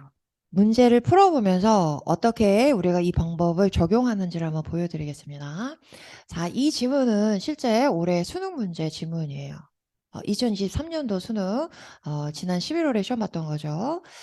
자, 34번 문제인데 34번 문제는 원래 영어의 킬러 문항입니다. 그래서 안정적으로 1등급이 나오는 친구들도 34번은 건너뛰고 가라고 해. 괜히 멘붕 올 수 있으니까. 자, 시간 남으면 어차피 다 맞을 필요 없으니까 시간 남으면 돌아와서 풀어봐 라는 문제입니다. 게다가 올해 어마어마한 자 기록 갱신했습니다. 갈아치웠습니다. 제가 24%, 26%까지 나온 적 있었는데 20%는 처음 나왔습니다. 그래서 무지하게 어려웠던 얼마 전에 있었던 3월 학평 시험에서 17% 한번 정답률이 나온 적이 있어요. 그런데 그 문제는 학력평가원에서 낸 문제는 아니고 교육청에서 낸 문제였는데 좀 문제를 잘못 냈어요. 그래서 어려웠던 거고 이 문제는 수능에서 이제 그런 뭐 잘못 나오면 난리 나죠. 그래서 굉장히 좋은 문제인데 어마어마하게 어려웠습니다. 그래서 20% 기록했던 문제를 가지고 한번 자, 우리 배운 대로 한번 적용을 한번 해보겠습니다. 자, 뭐가 중요하다고 했을까요? 첫 번째, 쉽게 나만의 언어로. 그러기 위해서는 노폐물 제거하기, 살 제거하고 제일 중요한 게 주어, 동사, 목적어 밟고 가는 게 제일 중요합니다. 자, 그 다음 두 번째, 첫 번째 문장에서 내가 주제를 파악했으면 그 다음에 연결해서 읽어야 된다. 이렇게 두 가지입니다. 그렇죠? 자, 그럼 첫 번째 문장 일단 뼈대 보겠습니다. 자, 이 문장에서 주어가 누구일까요? we, 그죠? 동사는 understand, 그 다음 목적어는 대절. 대절 어디까지일까요? 쭉 해서 여기까지 끊어줄 수 있을 것 같습니다. 자, 그러면 우리는 데디아를 이해한다. 우리는 데디아를 이해한다. 이 말이 이 글을 이해하는 데 도움이 1도 안 되네요. 그죠? 자, 이해한다 뭐 이런 게 중요한 게 아니고 뭐를 이해하는지 그 내용이 중요하겠죠. 그래서 항상 명사절 대신에 나오면 대절 안에 있는 주어 동사 목적어가 중요합니다. 자, 그럼 확인해 보겠습니다. 앞에 주어 바로 나왔네요. segregation 하고 나왔어요. 굉장히 어려운 단어인데 여기 주석에 달려 있습니다. 분리. 예전에 미국에서 이제 흑인 차별 심했을 때 흑인들, 백인들 이용하는 화장실 들어오지 못하게 하고 자 버스도 따로 타고 식당도 다 따로 뭐 이랬었잖아요. 그렇게 분리시키는 걸 segregation이라고 합니다. 자 근데 뭐를 분리하느냐 뒤에 보니까 overconsciousness 우리의 의식을 분리하는데 자 요게 이제 중요했네요. into present, past and future. 현재, 과거, 미래로 분리하는 거. 그러니까 시간을 현재, 과거, 미래로 구분하는 거. 요게 지금 키워드네요. 자, 그럼 주어는 잡았고 동사 보겠습니다. 동사 is 나왔습니다. 자, 비동사 뒤에 나오는 애는 목적어 아니고 우리 보호라고 얘기했습니다. 자, 보호 자리에 fiction이 나왔습니다. 그러면 정리해 볼게요. 시간 구분은 fiction이다. fiction이 뭘까요? 소설 같다, 허구다. 시간 구분은 허구다. 허구다라는 얘기는 뭐란 얘기죠? 허구, 헛개비란 얘기죠. 지어낸 거야. 존재하는 거 아니야. 결국 시간 구분은 헛개비다, 허구다, 뭐 지어낸 거다. 그런 얘기네요. 자, 이렇게 해서 첫 문장이 우리가 파악이 됐습니다. 그런데 여기 뒤에 있는 거 안 읽나요? 자, 여기 엔드 나죠? 엔드 나오면 둘 중에 편한 거. 이건 너무 헤비하네요. 그죠? 자, 요거 픽션, 허구 우리 파악했으니까 넘어가면 되겠고요. 자, 이런 거 싹 지우고 가셔도 됩니다. 그리고 우리 뭐라고 했나요? 삽입된 거 중요하지 않다고 했습니다. 자, 요거 지우고 봤더니 여기 지금 세미콜론 나왔죠? 아니면 요렇게 생긴 거는 콜론이라고 얘기하고요. 아니면 짝대기 찍 긋고 부연 설명 막 하는 거 이런 거 대쉬라고 합니다. 자, 아니면 문장 중간에 콤마, 쌍콤마 찍어주고 중간에 이렇게 삽입되는 경우도 있어요. 요 네 가지가 대표적인 삽입의 유형입니다. 요런 애가 나오면 작가들이 언제 이걸 잘 쓰냐면 앞에서 설명한 거 좀 충분하지 못한 거 아니야? 뭔가 예외가 있을 수 있는데 내가 충분히 자세하게 진술하지 못한 거 아니야? 이런 높아심에 부연 설명하는 게 요런 구문들이에요. 그러니까 전체 내용을 이해하는 데 있어서 중요하지 않다는 얘기예요. 부가적인 사항들이에요. 만약에 내가 앞에서 이해를 못했어. 주제문을. 그러면 요런 애를 가지고 다시 의미 파악하는 게 중요하겠지만 대부분 이렇게 나오는 글들이 굉장히 복잡하고 난해합니다. 그래서 버리고 가도 되는데 일단 읽어는 봐야 되겠죠. 한번 읽어보겠습니다. 자, 여기 잠깐 가려지긴 했는데 제가 읽어볼게요. Your present was part of your mother's future. 너의 현재는 너의 엄마의 미래의 일부다. 그리고 your children's past, 너의 자녀의 과거는 will be in part 중간 삽입됐고요. your present, 우리 자녀의 과거는 부분적으로는 우리의 현재가 될 것이다. 역시 난해하죠. 고3 정도 되면 이제 어마어마하게 이 인지 능력이 발달한 때이고 수능장에 가면 되게 긴장하고 이게 이 정도는 뚝뚝뚝 이해가 될 거예요, 아이들이. 근데 자, 이해 안 된다면 그냥 버리고 가는 게 훨씬 더 우리 사고력을 향상시키는 데 있어서 도움이 됩니다. 자, 그럼 일단 시간 구문은 헛개비다, 존재하지 않는다라고 얘기가 나왔습니다. 자, 그 다음 문장 가서 봅니다. 자, 주어 자리에 nothing 나왔고요. 동사는 is고요. 보어가 wrong 하고 나왔어요. 아무것도 잘못된 건 없습니다. 아무것도 문제될 건 없어요. 뭐와 관련해서? structuring. structuring은 구조화하는 거죠. 뭐를? Our consciousness of time. 시간에 대한 우리의 의식을 구조화한다.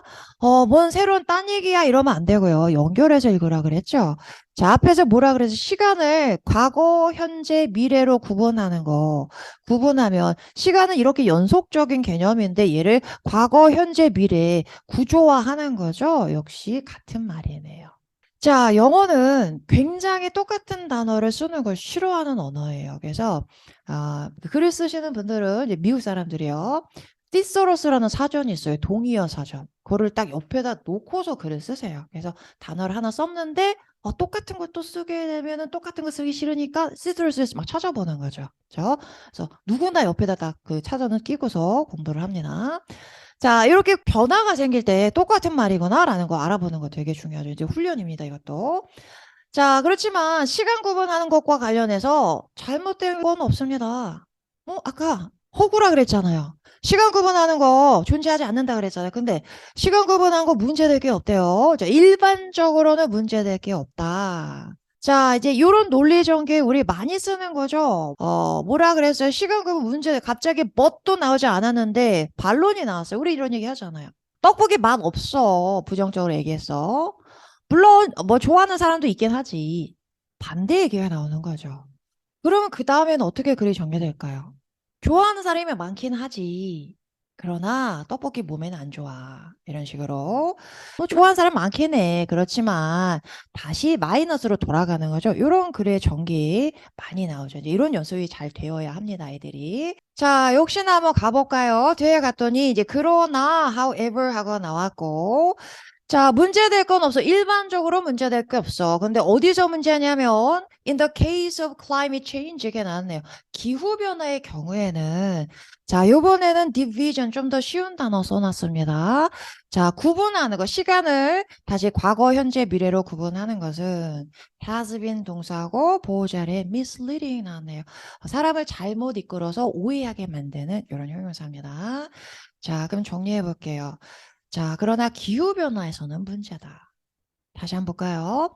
시간을 과거, 현재, 미래로 시간이라는 건 그냥 연속적인 개념이잖아요. 근데 그걸 굳이 과거, 현재, 미래 이렇게 구분하는 건 말이 안 된다. 그거는 허상이다 이렇게 얘기했어요. 그런데 시간을 뭐 과거, 현재, 미래 구분하는 게 뭐 일반적으로 문제될 건 없어요. 그러나 기후변화에서는 문제가 됩니다. 라고 얘기를 했어요. 자, 그 다음에 중요한 게 그 뒤에 나옵니다. 자, 요번엔 and 뒤를 읽어봤더니 앞에 있는 거하고 똑같은 얘기를 다시 다른 표현으로 한 게 아니고 전혀 다른 얘기가 나왔어요. 중요하네요. 자, 그런데 보니까 일단 여기 쌍콤마 나왔죠. 그럼 쌍콤마 나왔으니까 삽입된 거 일단 지우고 갑니다. 자, 여기 동사가 이렇게 떨어져 있었네요. has hidden 하고 동사 나왔고. 자, 이제 목적을 찾아야 되는데 중간에 from하고 전면구 껴 있습니다. 살짝 지워주시고. 자, 여기 목적어네요. 이렇게. 자, extent라는 단어는 많이 나오긴 해요. 정도라는 뜻이에요. 어느 정도, 상당한 정도로 이렇게 쓰이는데 자, 요거 하나만 딱 붙여놓으면 갑자기 글이 갑자기 뎁스가 확 깊어집니다. 볼게요.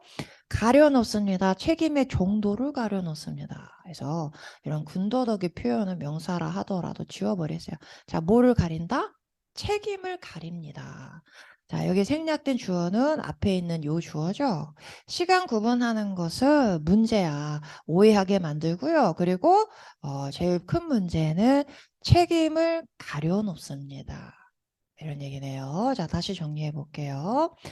기후변화에서는 시간 구분이 문제가 되고요. 왜 문제가 돼? 책임을 숨겨 놓으니까요. 자, 이제 항상 뭘 연습을 이제 아이들한테 시키냐면 글을 읽어가면서 내가 읽은 내용을 머릿속에서 도식화하는 연습을 계속 시킵니다. 그래서 처음에는 머리에서 하는 게 아니고 실제로 이렇게 그려보라고 해요. 요약을. 자, 그러면 한번 같이 그려보겠습니다. 자, 작가의 주장은 여기까지 다 나온 것 같아요. 자, 일단 주제어가 뭐였나요? 시간 구분. 과거, 현재, 미래 이렇게 시간을 나누는 것은 일반적으로 문제가 없지만 어디에서 문제가 된다? 기후변화에 있어서는 구분하는 것이 문제가 된다. 왜? 우리가 책임을 안 지게 되니까 이 얘기죠. 그죠? 자, 우리가 시간을 구분하면은 왜 책임을 안 지게 될까요? 자, 우리가 시제를 배울 때 학생들하고 이제 이런 얘기를 합니다. 현재. 영어의 현재 시제는 현재를 묘사하는 게 아니다. 자, 현재라는 거는 사실 이것도 호구죠. 우리가 말하는 순간 지나가는 게 현재예요. 현재는 잡을 수가 없어요. 그래서 영어의 동사의 현재 시제는 현재 동작을 묘사하는 게 아니고 반복 동작을 묘사합니다. 나 저녁에 샤워해, 밤에 샤워해. 나는 늘 그래. 이런 얘기죠. 현재의 동작이 아니고. 현재, 과거, 미래라고 우리가 구분해 놓는 거는 실제로 시간에 그런 구분이 있는 게 아니에요. 시간은 그냥 연속적으로 흘러갈 뿐이에요. 근데 그거를 인식하는 우리 주체가 우리의 편의를 위해서 현재, 그리고 이전은 과거, 미래 이렇게 구분을 해 놓는 거죠. 근데 기후변화에서는 왜 문제가 될까요? 우리가 지금 뭐 일회용 뭐 플라스틱을 많이 쓰고 뭐 일회용 컵을 많이 쓴다고 해서 지금 당장에 우리한테 어떤 피해를 가져다 주지 않죠. 먼 미래의 결과가 나오니까 우리가 어떻게 하게 돼요? 우리의 책임이 숨겨진다. 뭐 이런 얘기겠네요. 자, 이렇게까지 나왔습니다. 그러면 작가의 주장을 우리 다 이해한 것 같아요. 그 다음에는 글은 재진술 나오겠죠. 어떻게 나오는지 한번 확인해 보겠습니다. 자, 요번에는 어떻게 표현이 되냐면 narrowing 하고 나왔습니다. narrow 하는 거는 협소한 거죠.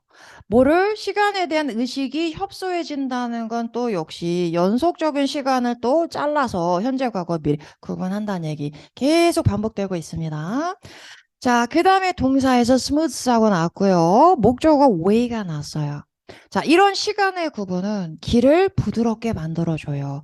자, 어디로 가는 길을 결국 자 이렇게 시간을 구분하면 이렇게 이어집니다. 이런 얘기겠죠. 자, 그 다음에 divorcing ourselves from responsibility 이렇게 났습니다. 여긴 우리 친근한 표현이 나서 divorce, 이혼한다는 얘기죠. 그래서 우리 자신을 책임과 이혼시킨다. 그 얘기는 뭐예요? 책임 안 진다. 이런 얘기죠. 그렇죠? 우리가 책임과 분리된다. 책임을 우리가 지지 않는다. 결국 시간을 우리가 구분하다 보니까 책임을 우리가 지지 않게 된다. 죄진술이죠. 지금까지 했던 내용을 다시 한번 반복해주고 있습니다. 자, 그럼 그런 다 이해됐어요. 여기까지만 보면 뭐 20%까지 나올 만한 질문은 아닙니다. 자, 왜 여기서 20%가 됐냐면 수능 질문에서 가장 중요한 건 대꾸를 이룰 때, 대조 관계를 가질 때 병렬 관계 찾아내는 게 가장 중요합니다. 여기서 어떻게 나왔냐면 in the climate case 기후 경우에는 it is not that 대디아가 아닙니다. it is that 대디아입니다. 이렇게 나왔네요. 지금 얘하고 대조 관계죠. 병렬 구조입니다. 원래 더 많이 제일 많이 나오는 구조는 요거예요. not A but B. A가 아니고요. B예요. 그래서 A하고 B는 병렬, A가 형용사면 B도 형용사, A가 전미구면 B도, A가 절이면 B도 절 이렇게 나옵니다. 그러면 작가의 주장은 A가 될까요? B가 될까요? A가 아니고 B입니다. B죠. 지금까지 수능 문제들은 지금까지 학평 문제들은 다 B의 빈칸이 뚫려 있었어요. 빈칸 추론에서 빈칸은 이 글의 주제를 찾아오는 거였어요. 그런데 자, 여기 우리가 지금 주제 얼마나 아름답게 잘 파악했는데 그건 요 뒤에 나와 있고 자, 얘와 대조 관계를 이루는 A를 찾아라. 이래서 어려운 문제였어요. 그러면 이 글에 언급되지 않은 작가의 주장을 우리가 정말 추론하고 유추해야 돼요. 이런 글은 많이 나오지 않습니다. 그래서 어려웠던 문제인데 그럼 단서는 뭘까요? 우리가 A를 찾아야 되는 단서. 여기서는 특히 뭣도 없어요. It is not that, it is that 하고 났습니다. 이건 어려운 건 아니고요. 자, 그러면 여기서 A를 찾아오는 단서는 B가 되겠죠. 자, 여기에 나와 있는 B와 대조적인 거를 찾아줘야 되겠죠. 지금 문제는 얘가 아니고 얘야. 그러면 얘하고 뭔가 대조적인 거. 자, 같은 소재를 공유하고 있는 걸 골라와야 되겠네요. 좀 쉽게 한번 풀어볼게요. 자, 이렇게 나서 It is not that I hate him. 내가 그 사람을 싫어하는 건 아니야. It is that I don't know him. 내가 그냥 그 사람을 잘 몰라. 이런 얘기죠. 자, 문제는 뭐야? 내가 그 사람 싫어하는 건 아니야. 그냥 잘 몰라, 나는. 자, 완전히 반대된 건 아니지만 뭔가 그래도 대조적인 개념이고, 자, 공유되고 있는 어떤 소재가 있는 거죠. 그렇죠? 자, 그럼 우리는 요거는 가지고 있습니다. 요걸 읽고 요 자리에 얘랑 대꾸를 읽으려면 가장 비슷한 게 뭔지를 보기위해서 찾아와야 됩니다. 자, 그럼 한번 들어가서 접근해 보겠습니다. 자, 첫 번째 뭐라고 나와서 realities are obscure 라고 나와서 obscure 여기 나와 있습니다. 흐릿하게 만들다. 현실이 흐릿하면 보여요? 안 보여요? 안 보이죠? 자, 현실이 보이지 않아. 현실을 우리가 직시를 못한다는 얘기죠. 자, 그 다음 중요한 and 나왔습니다. 이제 책임 얘기 당연히 나오겠죠. 계속 책임 얘기 나왔으니까. questions of responsibility. 책임에 대한 문제의식 자체가 전면구 중간에 삽입된 거 지워버리고요. Do not arise 에서 굉장히 어려운 단어인데 우리 문법 노트에서 되게 강조한 단어입니다. 발생하다, 생기다 이런 얘기예요. 그러면 책임에 대한 문제의식 자체가 생기질 않아요. 자, 이렇게 나왔어요. 정리 다시 해볼게요. 현실이 안 보여서 책임에 대한 문제의식 자체가 생기지 않는 게 문제예요. 자, 그럼 이 자리엔 뭐가 들어가야 될까요? 뭔가 소재를 공유하지만 얘랑은 좀 대꾸를 이룰 수 있는 대조적인 개념을 여기서 찾아오셔야 됩니다. 자, 우리 다시 조금 구체화 해볼게요. 지금 시간 구분하는 게, 시간 구분하니까 자꾸 우리 막 쓰레기 막 버리고, 뭐, 일회용품 막 쓰고 이런단 말이에요. 그죠? 시간 자꾸 구분해서 보니까. 그러니까 내가 지금 쓰고 있는 이 일회용품이 미래에 어떤 영향을 줄지를 내가 보이지가 않으니까 책임의식, 문제의식 자체가 생기지 않는다. 이게 문제라는 얘기예요. 그죠? 이게 아니고, 뭐가 아니고. 자, 보기 보겠습니다. 자, 제가 한글로 읽어 드릴게요. 자, 요거를 중요한 건 빈칸 추론 문제 풀 때는 빈칸에 넣고서 읽어 주셔야 됩니다. 자, 그렇지 않고 얘만 단독으로 읽으면 뭔 소리지? 와닿지 않습니다. 자, 읽어볼게요. 우리 모든 노력은 효과적이고, 그리고 그러므로 장려되고 있다. 우리 노력이 장려되고 있다는 게 문제가 아니고, 현실에 책임이 문제의식이 없다는 게 문제다. 말도 안 되죠. 노력 얘기 나온 적 없고요. 자, 두 번째 가서 봅니다. 충분한 과학적인 증거가 우리에게 제공됐다는 것이 문제가 아니고, 과학적인 증거 뭐 이런 얘기 나온 적 없잖아요. 그죠? 자, 그 다음에 가서 볼게요. 세 번째.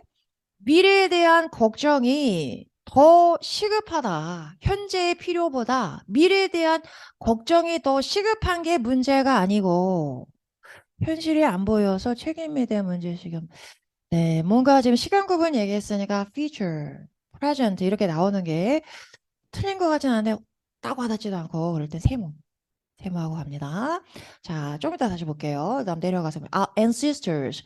ancestor 하면 조상이죠. 조상님 얘기 왜 나와요? 조상님이 시간에 대한 다른 프레임, 틀, 개념을 가지고 계셨대요.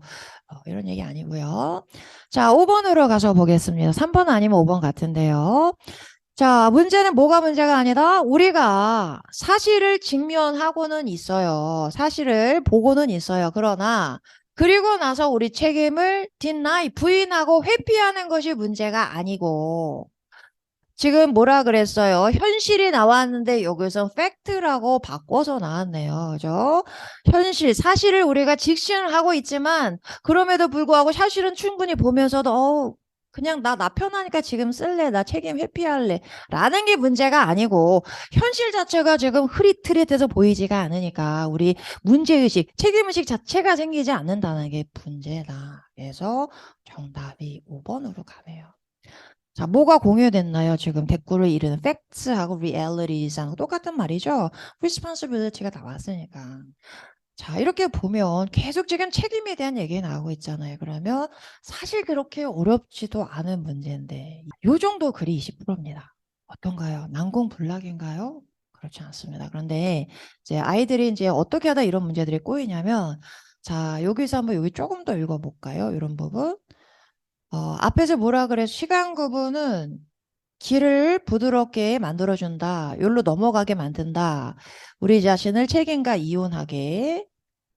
자, 이걸 단순화시키지 못하면 이제 꼬이는 거예요. 복잡하게 썼으니까. 게다 뒤에 보니까 for developments in the past and the future with which our lives are in fact deeply intertwined. 사실 뭐 굉장히 과거하고 현재가 맞물려 있고 뭐 이렇게 블라블라 이제 추가적인 부연 설명에 휘둘리다 보면은 전체 글의 대의를 잃어버리는 거죠. 그래서 아무리 복잡한 글이라 하더라도 제가 그냥 주어 동사 목적어만 발라가지고 요것만 가지고 풀어봐 그러면 훨씬 더 빠르게 훨씬 더 정확하게 풀어옵니다. 그래서 뼈대 바르기 주어 동사 목적어 발췌해내는 게 굉장히 중요하고요. 자, 그런데 이제 한 문장에서 주어 동사 목적어는 아이들이 기가 막히게 이제 찾아와요. 한 두 달 정도, 한두 달 정도 지나고 나면. 근데 이제 지문이 길어지죠. 그럼 또 글에 압도당해서 주어 동사 나 몰라라 하고 아는 단어 갖고 짜집기 해석하는 거죠. 그래서 훈련이 되게 필요합니다. 훈련. 그래서 주어 동사 목적어 찾으면서 첫 번째 문장을 머릿속에 각인시켜 놓고 자, 걔하고 이제 연결해서 읽어 내려가는 거. 요 훈련이 굉장히 중요합니다. 요번에 저희가 이제 요 분석을 많이 해봤어요. 랭귀지 차원이 아니고 어휘도 잘 알고 있고 뭐 한 문장씩 뼈대 바르게 하면 기가 막히게 해석 잘하는 애들이 왜 이렇게 글 읽기가 안 될까 이제 분석을 해봤더니 아까 이제 critical reading이다 이런 얘기 말씀드렸죠. 글을 유추할 수 있는 능력, 사고 능력이라는 게 어떤 건지 분석을 해봤어요. 네 가지로 나눌 수가 있었는데 자, 첫 번째는 여기 나와 있는 segregation, structuring, narrowing, 그 다음에 하나 더 division 이게 다 똑같은 얘기죠. 그러니까 이 단어를 흑인 차별 뭐 이런 거 연상하고 있으면 안 된다는 거죠. 그죠? 이 문맥 안에서 얘가 뭐를 표상화하는지 뭘 의미하는지 그리고 structuring이라는 게 나왔을 때 또 구조와 또 다른 게 아니고 공통된 개념을 잡아낼 수 있는 능력. 이게 굉장히 중요합니다. 이게 이제 독서를 많이 했던 아이들은 이게 그냥 장착이 돼 있어요. 근데 내가 독서량이 부족했다는 친구들은 이제 의식적으로 노력하면서 요거를 개발해 나갈 생각보다 오래 걸리지 않습니다. 요거 노력을 해야 되고요. 요걸 잡아갈 거고요. 그 다음에 귀를 부드럽게 만들어준다라는 거는 유도한다라는 이런 의미구나. 자, 이런 거 이제 보편적 공감력이라고 하죠. 우리한테는 이게 굉장히 쉬운 표현 같지만 중2, 중3 아이들한테는 귀를 부드럽게 만들어주면 물컹물컹해서 걷기 힘든 거 아니야? 뭐 이렇게 부정적인 뉘앙스로 받아들일 수도 있어요. 자, 어떤 거냐면 보편적 공감력이라는 게 먹구름이 끼어 있습니다 라고 했을 때 이게 불길한 징조야 이렇게 받아들여야 글을 이해할 수 있는데 먹구름? 굉장히 센치한 거구나 이런 혼자 지금 혼자 또 삼천포 빠지는 거죠. 그래서 보편적 공감력을 가지고 있어야 되는데 요걸 위해서 이제 우리가 문학 공부를 하는 거죠.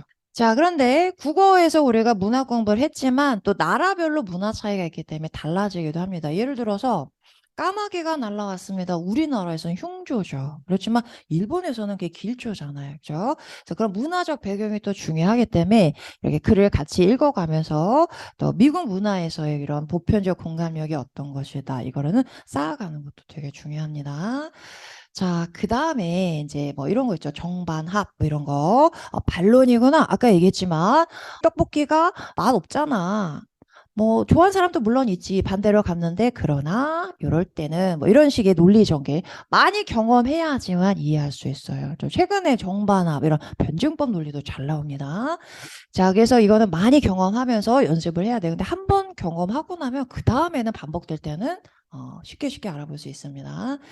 자, 그 다음에 이제 마지막이 배경 지식이죠. 어떤 아이가 기후변화에 대한 어떤 글을 읽었어요. 굉장히 심도 깊은 글을. 그래서 이대로 가면 30년 후에는 해수면이 올라가서, 뭐 일본 열도는 물에 잠기게 될 거고, 뭐 이런 얘기를 읽었다면, 아, 기후변화라는 건 굉장히 긴 시간 텀을 가지고 일어나는 거기 때문에 우리가 인지하기가 지금 어려워서 이런 거를 한 번이라도 생각했으면 그냥 읽어 내려가면서 앞에서 감 잡고 들어가는 거죠. 그래서 학평 글을 읽어가는 게 왜 중요하냐면 이런 배경 지식을 읽어가면서 쌓는 거예요. 우리가 이제 문제풀이 진행하고 있다 그랬잖아요. 그 문제풀이 진행하면 하루에 한 세트를 풀게 되는데 한 세트를 풀면 25개 정도 지문이 나옵니다. 이 중에서 제일 어려운 지문 5개 정도는 발췌해가지고 아주 샅샅이 공부하고 오게 시켜요. 아주 심층적으로 서술형까지 제가 문제를 냅니다. 고등학교 내신하고 똑같이. 그러면 아이들이 굉장히 심도 있게 공부를 해오죠. 처음에 스템이라는 게 이제 식물의 줄기인데 줄기와 뿌리 뭐 이런 얘기가 나와서 틀렸던 친구가 그 다음에 또 시험 보는데 비슷한 거 계속 나와요. 학평에서도 똑같은 주제가 나오니까 너무 쉽게 잘 풀어오더라고요. 그냥 양측으로 한번 풀고 넘어가는 거 가지고는 배경 지식이 쌓이지 않고요. 한 지문을 가지고 이렇게 아주 철저하게 해부하면서 공부하면서 보면 배경 지식도 머릿속에 딱 각인이 됩니다. 그러면 비슷한 거 이해하는 데 엄청난 도움이 되죠. 그래서 이 모든 거를 쌓아 나가야 돼요. 그래서 요번 저희가 지난 기수에서 제가 이제 제일 많이 분석하고 연구했었던 부분이 이 부분이에요. 우리가 글 읽기를 한다는 건 이제 노안 온 이제 분들이 멀티포컬 렌즈 사용하시죠. 이게 원시, 근시 이제 먼데 있는 거 안 보이고 가까운 안 보이고 둘 다 안 보이니까 이제 포커스가 2개가 잡혀 있는 렌즈를 끼는데 글 읽기는 굉장히 다양한 이 렌즈를 가지고 들여다볼 수 있어야 돼요. 자, 문법 지식 잡혀 있어야 되고요. 어휘, 구조 잡혀야 되는 건 물론이고요. 방금 말씀드렸던 표상화 능력 있어야 되고요. 보편적 공감력 갖춰져 있어야 되고 논리력 그리고 배경 지식 이 모든 게 다 갖춰져서 통합적으로 우리가 일어나는 결과물이 글읽기라는 얘기예요. 그래서 내가 이 중에서 부족한 부분이 있다. 이제 아이가 이 중에서 뭐가 부족한지를 빨리빨리 파악해서 그 부분을 의식적으로 훈련하도록 도와주는 게 굉장히 중요합니다.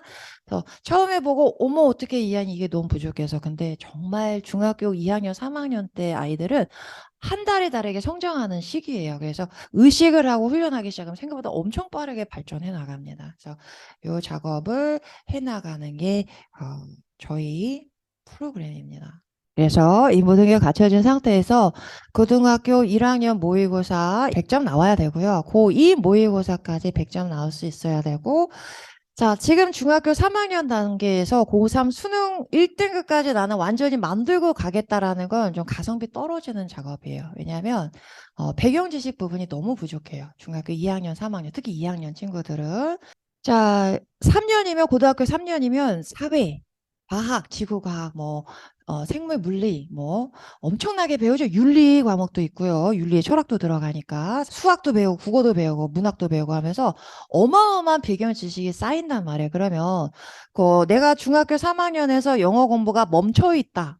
그 이후로 영어 공부 하나도 안 했다. 근데 까먹지만 않는다면, 그렇다면 그냥 3년만 지나고 수능 시험 보면 훨씬 더 잘 볼 수 있어요. 이게 쌓이기 때문에. 근데 요게 지금 공백이 되어 있는 상태에서 내가 나머지 이런 걸 가지고 얘를 다 만회하겠다 하면 굉장히 많은 노력이 들어가야 돼요. 그거는 가성비가 좀 떨어집니다. 그래서 고등학교 1학년, 2학년, 1학년, 2학년은 크게 차이가 안 나요. 요거 100점까지 나올 수 있도록 만들어가면 모의고사건 내신이건 아주 편안하게 준비해 나갈 수 있고요. 그리고 고3 올라가면 아까 보여드렸잖아요. 34번 문제 최고 난이도가 그 정도예요. 그 글들을 단순화시켜서 읽어가는 거 이제 연습 모의고사 조금 풀어보고 하면 금방 안정적인 1등급 나올 수 있습니다. 이렇게 준비 저희가 시켜보도록 하겠습니다.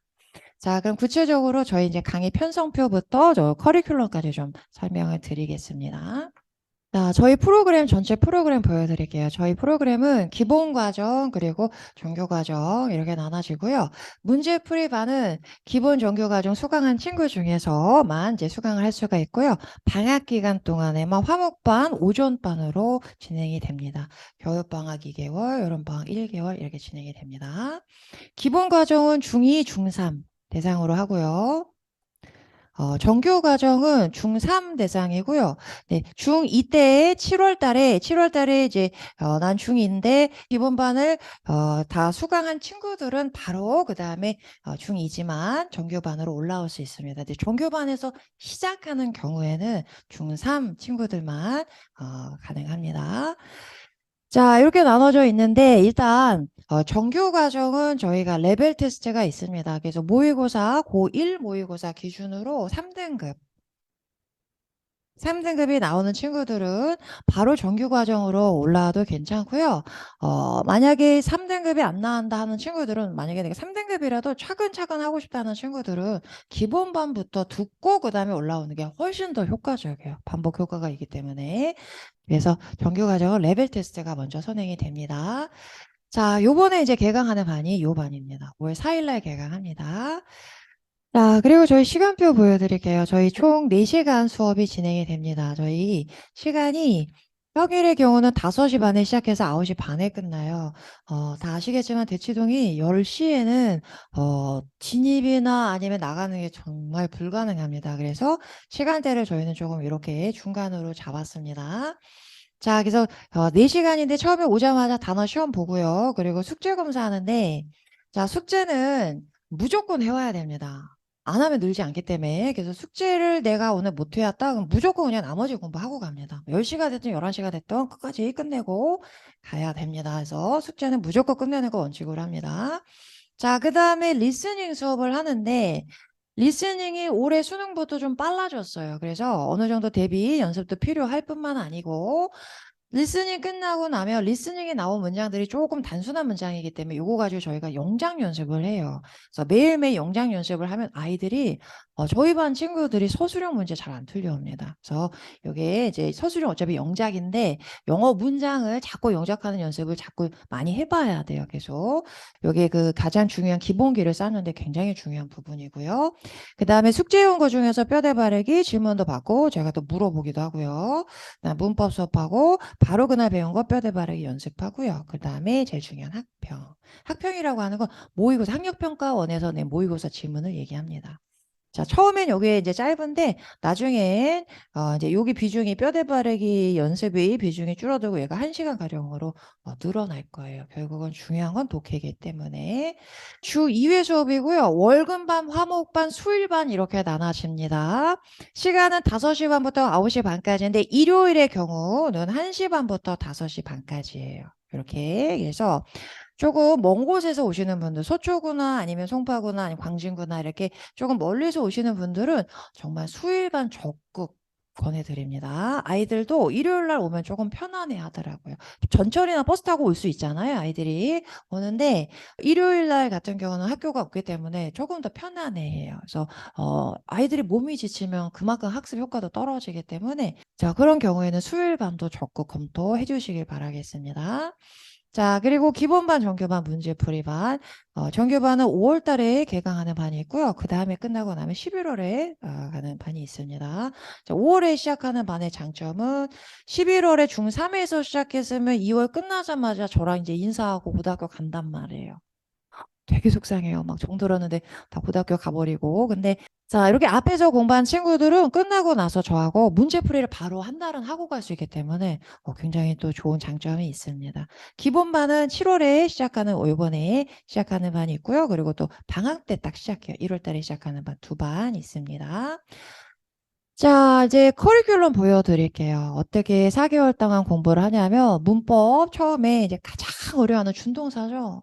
ing, pp, 여기서 다 영어 무너집니다. 이제 여기서 ing, pp 확실하게 잡고 나면은, 이제 자신감이 생겨요. 아이들이. 그 다음에 이제 아까 얘기했지만 주어, 동사, 목적, 동사가 영어 문장을 지배합니다. 그래서 가장 복잡한 구조까지 모든 구조를 여기서 뼈대를 다 잡습니다. 그리고 형태 변화 연습까지 하면, 이제 독서가 기본적으로 된 친구들은 여기서 점수가 벌써 100점 이렇게 나온다고 했어요. 자, 그리고 나서 이제 돌아가서 비교급 하고 그다음에 이제 가장 아이들이 어려워하는 접속사인데 여기서 틀이 앞에서 여기서 다 잡혀버리면 접속사는 되게 쉽게 들어갑니다. 그리고 대명사 만만치 않게 중요한 거죠. 그다음 명사, 형용사, 부사까지 쭉.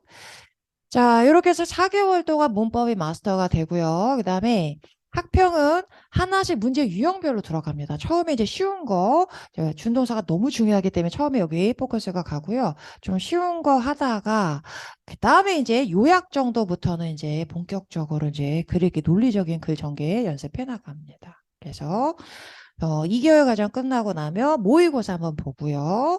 자, 그 다음에 3개월 과정 끝나고 나면 모의고사 또 보고요. 그리고 마지막 달에는 모의고사 보고 마지막에는 수능 문제 풀어볼 거예요. 수능 문제. 자, 여기서는 내가 점수를 내겠다는 게 목적이 아니고 점수가 내려면 수능, 고3 수준으로 또 모의고사 많이 풀어봐야 돼요. 더 익숙해져야 되는데 자, 여기서 일단 보여주는 게 중요합니다. 아이들이 아까도 말씀드렸지만 막 겁준다고 공부하지 않고 자기 눈으로 일단 체험을 해봐야 스스로 느껴요. 아, 이거는 어느 시점에서는 되게 신경 써서 해야 되겠구나라는 거. 그래서 아이들이 그걸 인지할 수 있도록 풀어보는 시간을 갖습니다. 이렇게 진행이 됩니다. 저희 기본반 같은 경우는 3개월 과정이에요. 3개월 과정이라서 문법에 조금 빠지는 부분이 있는데 중요한 굵직굵직한 거 준동사, 동사, 접속사 다 들어갑니다. 자, 이렇게 기본반은 진행이 되겠고요. 자, 정규반 월급반으로 이제 신청을 하게 되면 5월 5일 날 개강하고요. 중간에 내신이 있죠. 기말고사 때 그때 이제 내신 수업은 5회 수업으로 진행이 될 겁니다. 여기 6번인데 한 번은 시험 당일 때문에 빠지는 거기 때문에 5회 내지는 이제 직보 잡히게 되면 6회 정도 정리할 거고요. 내신 같이. 이제 뭐 똘똘한 친구들은 뭐 내신 저 혼자 공부할게요 하는 친구들도 있어요. 그런 친구들은 혼자 공부해도 되고 아니면 저랑 같이 공부해도 되고 그리고 나서 이제 돌아와서 이제 이때 제일 중요하죠. 방학 기간 동안에 정말 집중력 있게 공부를 해 나가고 그리고 나서 이제 여기서 종강입니다. 종강이고 시간이 남기 때문에 한 7회 정도 문풀 가능하고요. 끝나고 나면 11월 초에 이제 마지막 기말고사 3학년들이 있기 때문에 이때 내신 준비 진행하도록 하겠습니다. 자, 이게 월급반이고 화목반은 4일 날 시작하고요. 5월 4일 날 그리고 9월 12일 날 끝납니다. 추석 때는 휴강합니다. 휴강하고요. 그리고 문제풀이반이 여기도 7회 진행이 되겠습니다. 자, 그 다음에 수일반 같은 경우는 제일 늦게 시작합니다. 5월 7일 날 시작하고 5월 13일 날 마무리되고 그리고 내신까지 이렇게 연결이 되겠습니다. 자, 기본반 같은 경우는 아마도 7월 10일 날 시작할 것 같아요. 7월 10일 날 시작해서 이렇게 연결이 됩니다. 자, 기본반은 딱 두 반이에요. 월급반, 화목반 이렇게 진행이 됩니다. 7월 11일 날 이제 화목반 시작될 예정입니다. 이 공지는 따로 차후에 다시 한번 드리도록 하겠습니다. 자, 저희 강의 이제 편성표입니다. 여기 요걸 통해서 궁금하신 거, 자, 여기 수강료도 여기 나와 있고요. 월 8회 56만 원입니다. 그리고 복화교재는 기본반은 능률 주니어 실력으로 가고요. 정교과는 능률 실전으로 갑니다. 하고 기본 과정은 이제 학평을 문제 풀 때 고1 지문으로 풀고요. 정교 과정은 고2, 고3 거만 풀어요. 반이 고2, 반은 고3으로 풉니다. 그리고 레벨 테스트가 정규반은 있어요. 기본반은 없습니다. 이게 3등급까지가 되겠습니다. 자, 이렇게 진행이 되겠습니다. 그리고 매일매일 수업 내용과 아이들이 단어 시험 몇 점 맞았고, 그리고 제가 이제 요번에 저희가 이제 기수가 거듭될수록 조금씩 계속 업그레이드가 돼요. 지난번에 이제 만들었던 게 고등 내신 문제 푸는 거였고, 그리고 요번에 이제 제가 더 강화하려고 하는 게 이제 개별 면담을 좀 하려고 해요. 아이들하고 초기에 만나서 개별 면담을 해야 아이들이 이제 취약점을 빨리 파악하고 그거를 잡아주는 게 되게 중요하기 때문에 아이들을 굉장히 많은 시간 보게 돼요. 일주일에 8시간을 보게 되기 때문에 사실 중학교 영어 선생님보다 제가 가르치는 시간이 더 많을 거예요. 그러니까 굉장히 많은 걸 파악하게 됩니다. 그래서 아주 상세하게, 세세하게 어머님들에게 공유를 해드릴 겁니다. 보시고 나서 추가적인 상담 필요하실 때 언제든지 말씀 주시고요. 어머님들이 또 해주시는 말씀에서 제가 또 얻게 되는 굉장히 좋은 피드백도 굉장히 많습니다. 아, 이럴 땐 이렇게 해야 되겠구나 하는 것들 공유 많이 해주시면 감사하겠습니다. 자, 그래서 저희 이제 더웨이 영어의 목표는 아이들한테 이제 이걸 심어주는 겁니다. 독해를 위한 문법을 완성을 해야 돼요. 독해 따로 문법대로 안 됩니다. 그리고 프로 문법러가 되어야 하는 거죠. 자, 그리고 고등 내신은 고등학교 가서 하는 게 아니고요. 그 전에 중학교 때 편안하게 성층권 위로 올라가기 위해서는 그 기반을 왕창 아주 단단하게 아주 4개월 과정으로 이렇게 집중적으로 다뤄줘야 됩니다. 자, 이게 제일 중요하고, 그리고 수능 완성까지는 아니지만 수능 완성 토대 완벽하게 만들어 놓을 거고요. 그러면 중등 내신은 너무 쉽습니다. 고등학교 내신 문제 푸는데 뭐 중학교 어법은 뭐 쉽게 풀 수 있는 거죠. 자, 그래서 아이들이 이제 가장 중요한 건 유능감인 것 같아요. 아, 하니까 되네. 이런 얘기. 아까 말씀드렸던 100점 나왔다는 최근에 그 친구가 처음에는 진선여고 가는 게 조금 불안해서 영어를 너무 싫어했고 영어가 그냥 집안 내력이 문제라고 뭐 이렇게 어머니도 말씀하셨고 그랬었는데 그래서 이제 영파여고 쪽으로 갈까 막 생각을 했는데 이제 너무 자신감이 생겼어요. 그래서 진선여고로 이제 진학할 거라고 이제 생각을 하고 있습니다. 그 아이들의 그 성취했을 때 그 표정들이 있어요. 그 1등급 처음 나왔을 때 그 표정. 뭔가 이제 막 가지 않고 머문머문 엘리베이터 앞에서 머문머문 선생님한테 뭐 좀 칭찬도 더 받고 싶고 그 기분은 느껴봐야 됩니다. 이 성취감을. 그래야 이제 공부를 한다는 거는 계속 이렇게 벽에 부딪히는 과정이에요. 하다가 안 되나라고 벽에 부딪혔을 때 그걸 뚫어내야 되는 거죠. 뚫고 나가야 되는데 이걸 한번 내가 이 성취감을 유능감을 느껴본 친구들은 예전에도 이랬어. 예전에도 진짜 막막했는데 그냥 꾸준히 하다 보니까 되더라라는 그 자신감이 생기는 거죠. 믿음이 자기에 대한. 그런 친구들은 포기하지 않고 거기서 이제 계속 노력을 계속 해나가고 뚫고 나가는 거죠. 그래서 이 유능감을 심어준다는 게 굉장히 중요한 건데 영어라는 과목이 제가 이제 굉장히 많은 보람을 느끼는 이유가 뭐냐면 외국어기 때문에 굉장히 어렵게 생각이 돼요. 막 외계어처럼 느껴지기도 하고 자, 그런데 사실 우리 뇌에 이미 언어를 습득하는 체계는 이미 한번 세팅이 되어 있어요. 우리가 모국어를 배웠던 과정이 이미 있기 때문에. 그래서 영어가 국어랑 어떻게 다르냐라는 것만 내가 잘 캐치를 하기 시작하면 생각보다 영어가 빠르게 마스터가 됩니다. 그래서 굉장히 막막하고 어렵고 힘들게 느껴졌던 뭔가가 이렇게 확 잡혀가는 그 느낌이 들 때 그 희열감과 유능감과 만족감은 이루 형언할 수가 없습니다. 그걸 심어줄 수 있는 게 영어 과목인 것 같아서 저 또한 굉장히 축복이라고 생각합니다. 이 유능감을 아이들에게 심어줄 수 있도록 저희는 당분간은 이 한 반에 10명 정원을 유지할 생각이에요. 왜냐하면 지금은 제 능력이 그 이상을 아이들에게 하나하나 신경 쓰면서 한다는 게 벅찬 것 같아서 뭐 정신 차려라, 뭐 그게 사업성이 있냐, 뭐 이렇게 얘기하는 분들도 있어요. 근데 일단은 생각 안 하려고. 일단은 저희가 완벽한 컨텐츠를 만드는 게 저희는 지금 다 연구실이라고 생각하고 있어요. 그런 마음으로 아이들과 같이 뛰고 있습니다. 아이들이 유능감 느낄 수 있도록 정말 제대로 확실하게 저희가 코칭해서 한번 훈련시켜 보도록 하겠습니다. 자, 장시간 동안 이렇게 설명해 들어주셔서 너무 감사하고요. 현장에서 설명이 옵니다. 그러니까 추가로 질문할 게 있으신 분은 언제든지 방문해 주시고요. 그리고 전화로 상담 주셔도 감사하겠습니다. 자, 오늘 설명회는 여기서 마치도록 하겠습니다. 감사합니다.